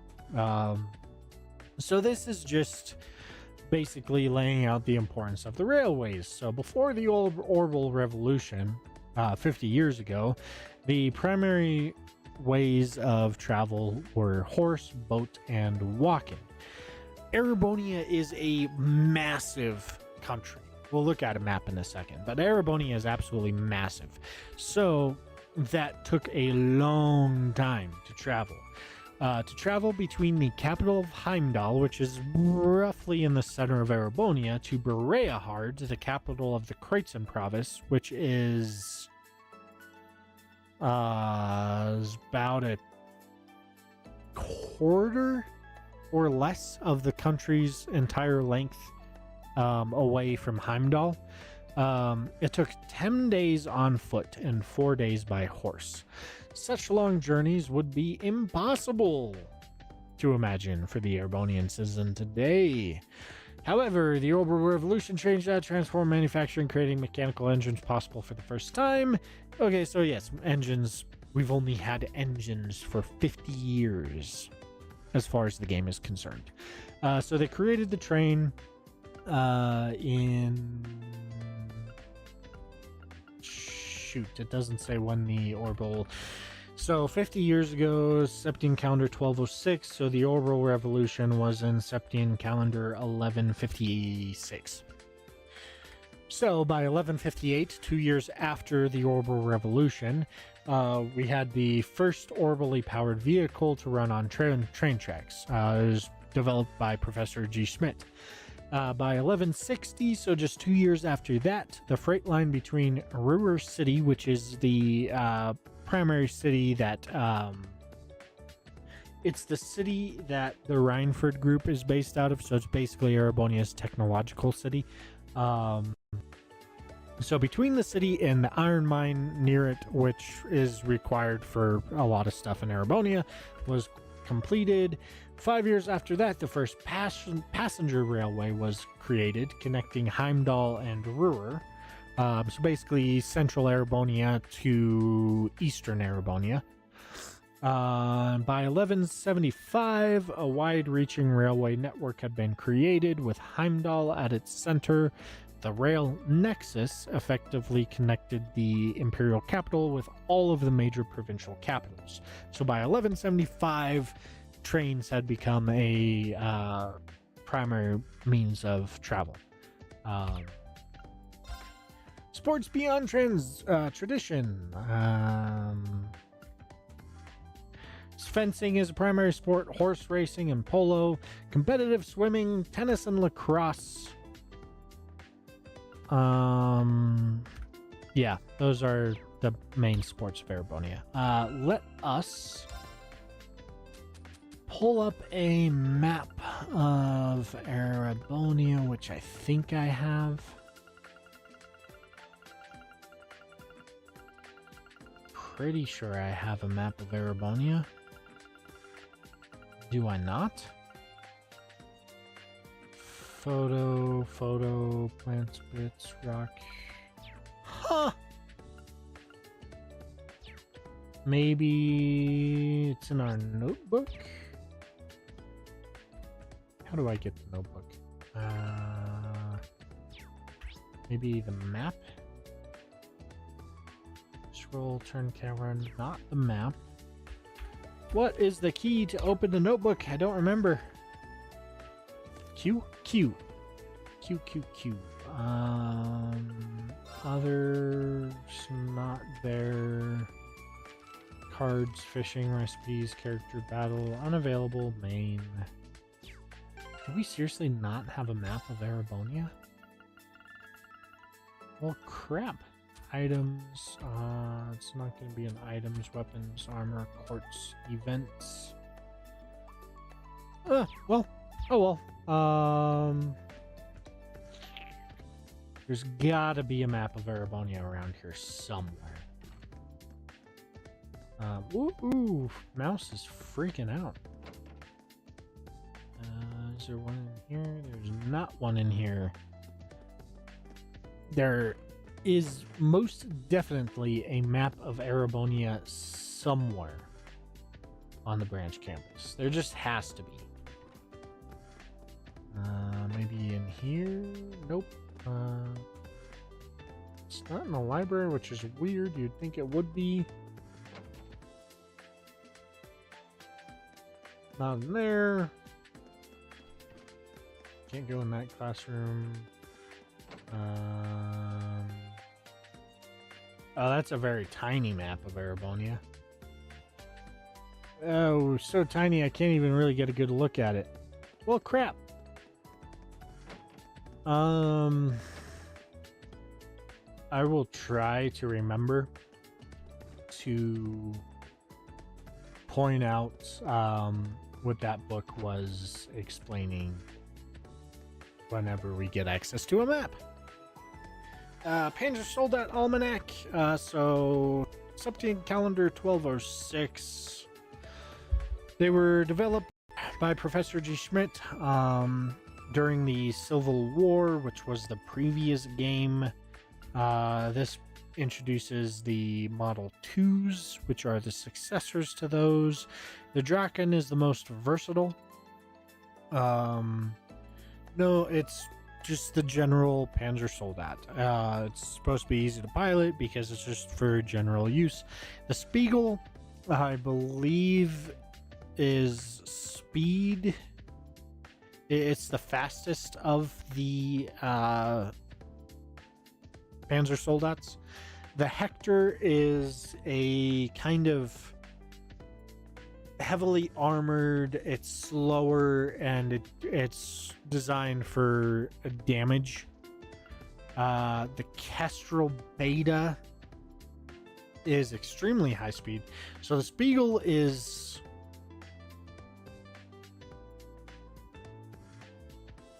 okay. So the Spiegel is basically the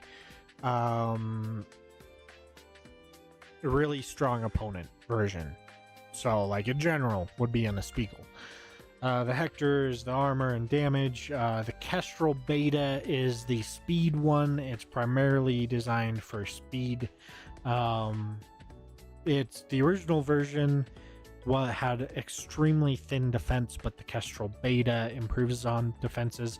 The Goliath is basically, it is overwhelmingly strong and has overwhelming firepower, but it can't really move a whole lot. So yeah, that's those. Crossbow Province travel brochure. I don't think we're really gonna get into that. We'll get to Crossbow later. Spoilers, huh? What do we have here? The 4 Great Houses, we'll go over that. The 100 Days War, we'll go over that. The 100 Days War is a very important point. It is, we'll just read that one. The 100 Days War was a war of aggression waged by the Empire against the Liberal Kingdom in 1192. So, what is that? 14 years ago. The name is drawn from the 100 days between the start of the war and its church-mediated end, church being the Septian Church. Initially, Liberal appeared to be at a significant disadvantage, with the Empire occupying a majority of their territory, pretty much all of their territory. But a single operation using the then new patrol airships turned the tide of the battle. Liberal is accredited with the creation of airships from the Orbital Revolution. Erebonia is accredited with the creation of trains and tanks, primarily.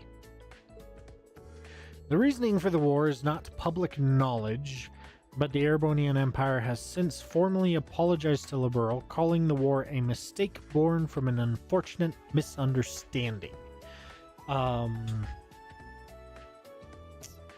won't explain that too much. We'll have that explained in detail throughout this game and the next game, so I'll leave that one. Non-Aggression Pact. So the Non-Aggression Pact was signed in 1202 between Queen Alicia II, who is the leader of the Liberal Kingdom, and the Erebonian Empire. It was and the Calvard Republic. While not legally binding, the pact has had a powerful effect, bringing an end to large-scale Erebonian and Calvardian military exercises near Crossbell and decreasing tensions between the two nations. It's a non-aggression pact. It's not a legally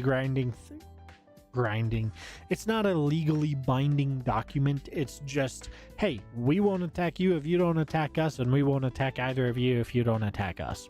That's basically what it is. The Phantom Thief B, don't really need to read that. I'll put it up for anyone that wants to pause and read that. Jaeger Corps, these are basically your mercenary groups.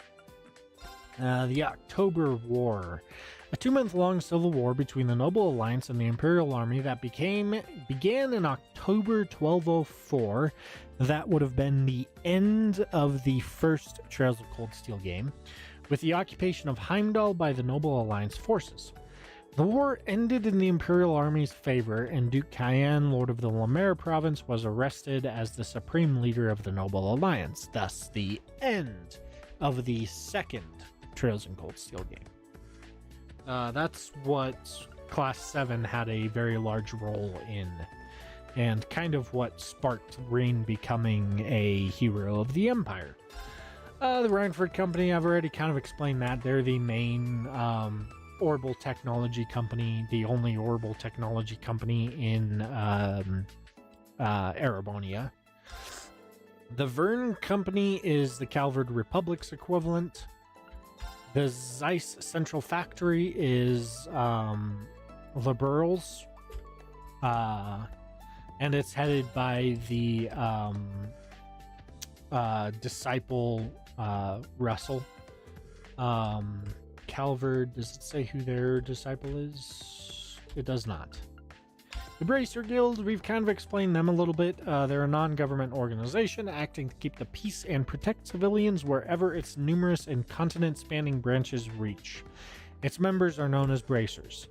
Its guiding principle, to put the safety of civilians above all else, is both its greatest strength and a handicap, as it cannot involve itself in political matters unless civilians are directly threatened.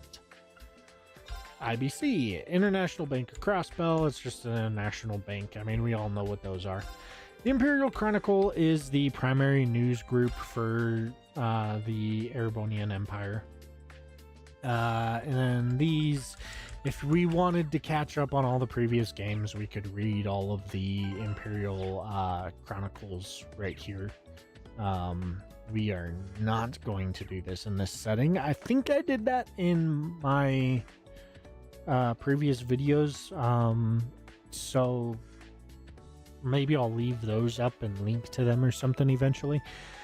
The Great Collapse, that was the destruction of the ancient Zumerian civilization, occurred sometime around 1200 years ago. The ancient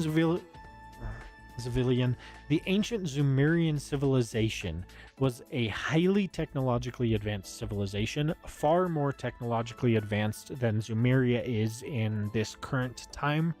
And there was some massive disaster that happened that utterly annihilated civilization almost instantly, which marked the beginning of the Dark Ages. The Septian Church is the most widespread religion, worshipping the sky goddess Adios. It is seated in the holy city of Arteria, which is... I don't remember the country. Or maybe it's just a city. I don't remember. Its influence has decreased somewhat, but it's still got a significant presence, and pretty much everybody believes in Adios. Septium encompasses the precious stones mined across Sumeria. They're your elements that give magic, essentially. Artifacts are essentially ancient ornaments from the ancient civilization from 1200 years ago that collapsed. While both run on orbital technology, they operated very differently from our modern ornaments. Because they were likely produced by the ancient Sumerian civilization, proper analysis is currently beyond our technological grasp.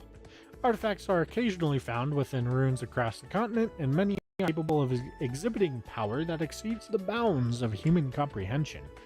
The Septian Church has, as such, defined artifacts as gifts from the goddess given too early, and claims responsibility for their collection and control.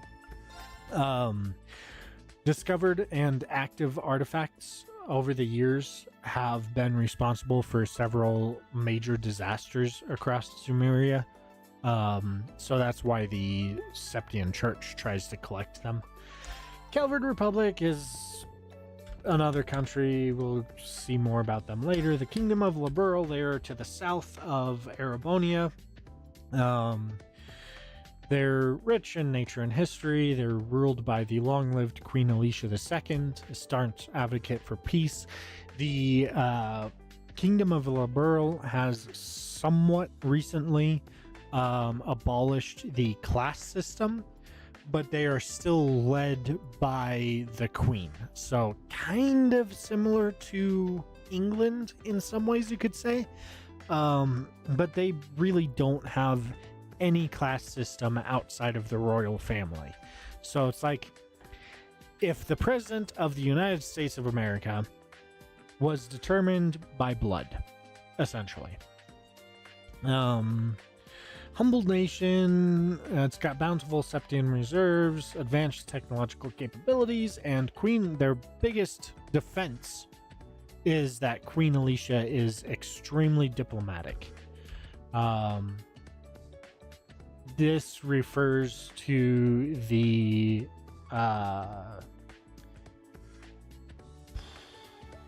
I don't remember what it was called.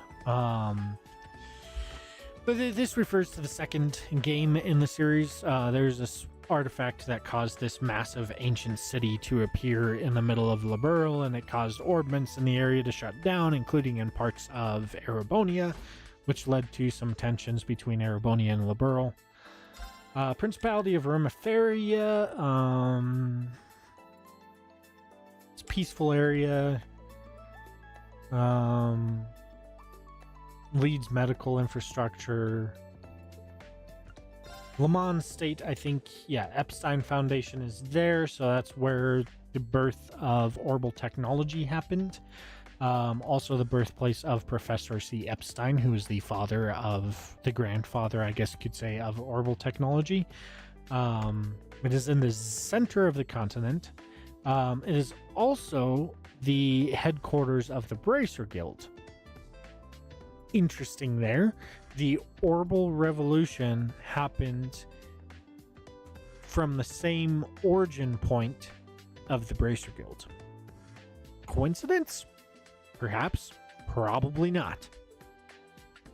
Holy City of Arteria is city-state. Okay, so it's just Arteria, and it's where the church is primarily...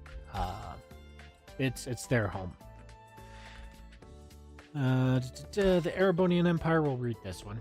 The Erebonian Empire is located on the western side of the continent of Zumeria and represented by the emblem of the Golden Stallion. The current emperor is Eugent Rice Arner III. Despite the Empire's strict class system and focus on tradition, it has begun to modernize due to the railway expansion efforts of Gileath Osborne, a veteran now known as the Blood and Iron Chancellor, a commoner of birth. Between its mechanized national armed forces, the Imperial Army, and private provincial armies at the command of the nobles ruling each province, what that's saying is the Imperial family has control of the Imperial Army. The nobility have control over their own localized, essentially militias, which are the provincial armies. The provincial army and the Imperial army are both about the same in size, if I remember correctly. Maybe the provincial army used to be slightly larger. Now, Erebonia is kind of centralizing power a little more, so the Imperial army is getting bigger and the provincial army is getting smaller. We'll see more about that later. Erebonia may be the most powerful nation in Zumeria. Their biggest contender is the Republic of Calvard. Crossbell Province, a formerly autonomous state situated between the Empire and the Republic of Calvard, though established as a self-governing body 70 years ago, shortly before the Orbital Revolution. It was formally annexed to the Empire in January of 1205, so a little over a year ago. Under the rule of the new Governor-General Rufus Alberea, trade with other countries, excluding the Republic, also recommenced. Crossbell has also been slowly returning to its role as one of the major cities in the continent, but tensions remain high. So they're basically allowed to trade with everybody except the Republic of Calvard. Northumbria, formerly autonomous state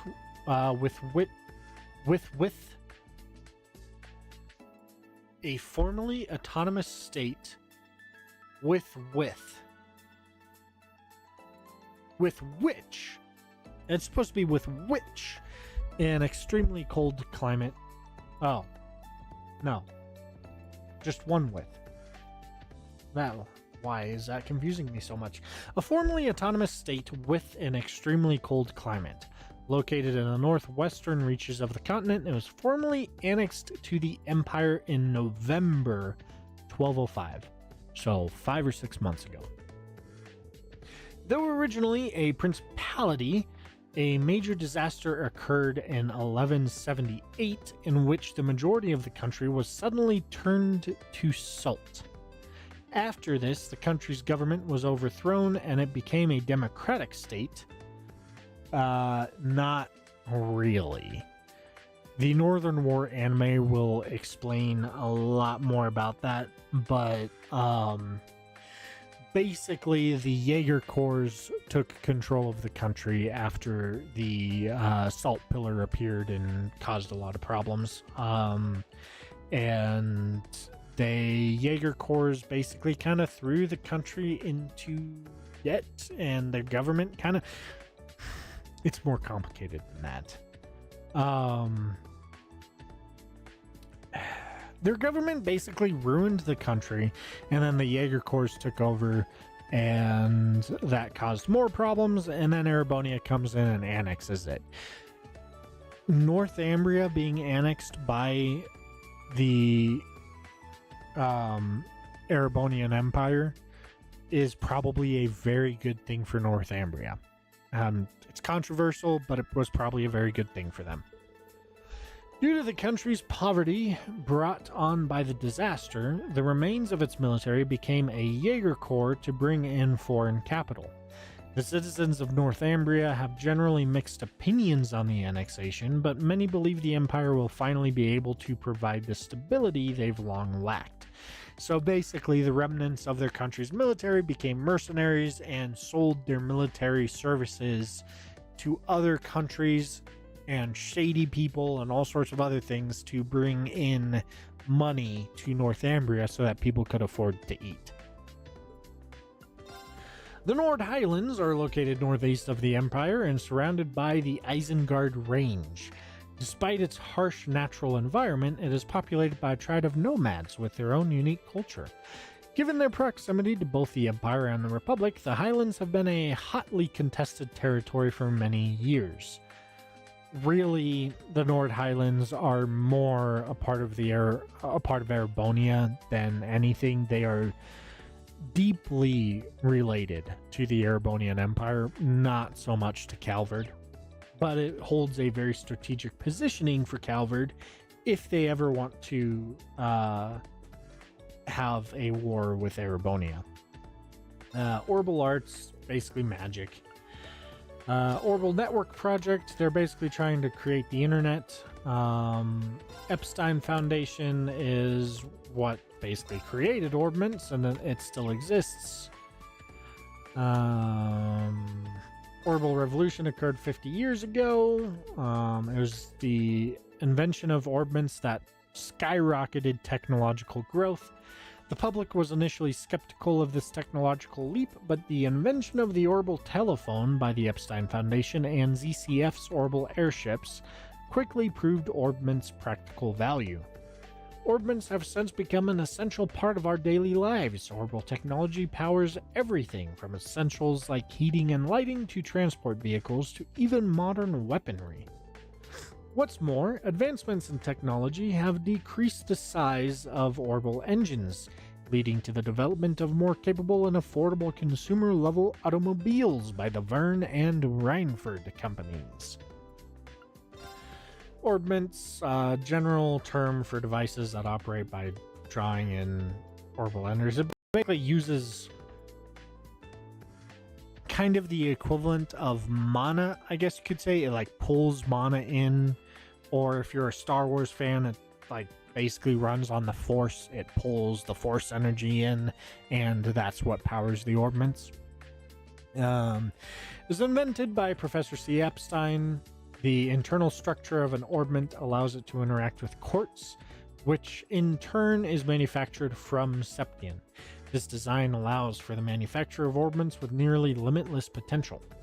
Between their flexibility and ability to cover their internal orbital energy over time, orbments are significantly more efficient than combustion engines.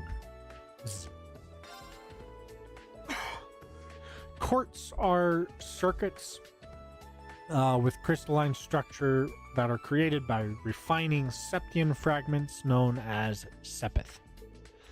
While quartz are both an energy source and capable of producing a variety of phenomena, without the use of an orbment, they are completely powerless. Very interesting stuff. This is a basic rundown of essentially magic in this world. Oh, the Red Moon Rose is just a fun little book.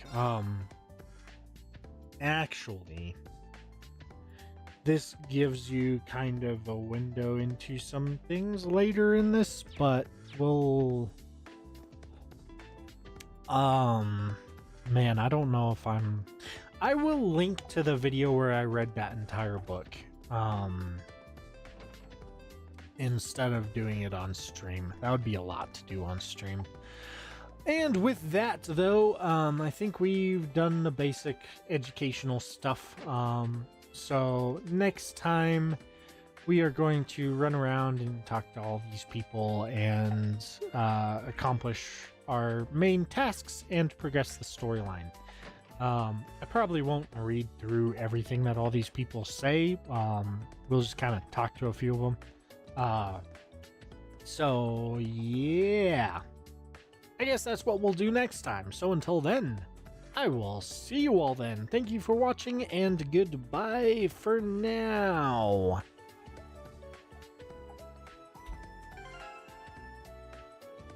Let me awkwardly say goodbye for now and then move over to stop the stream in awkward silence because I haven't set up my stream deck and I haven't made this quick and streamlined.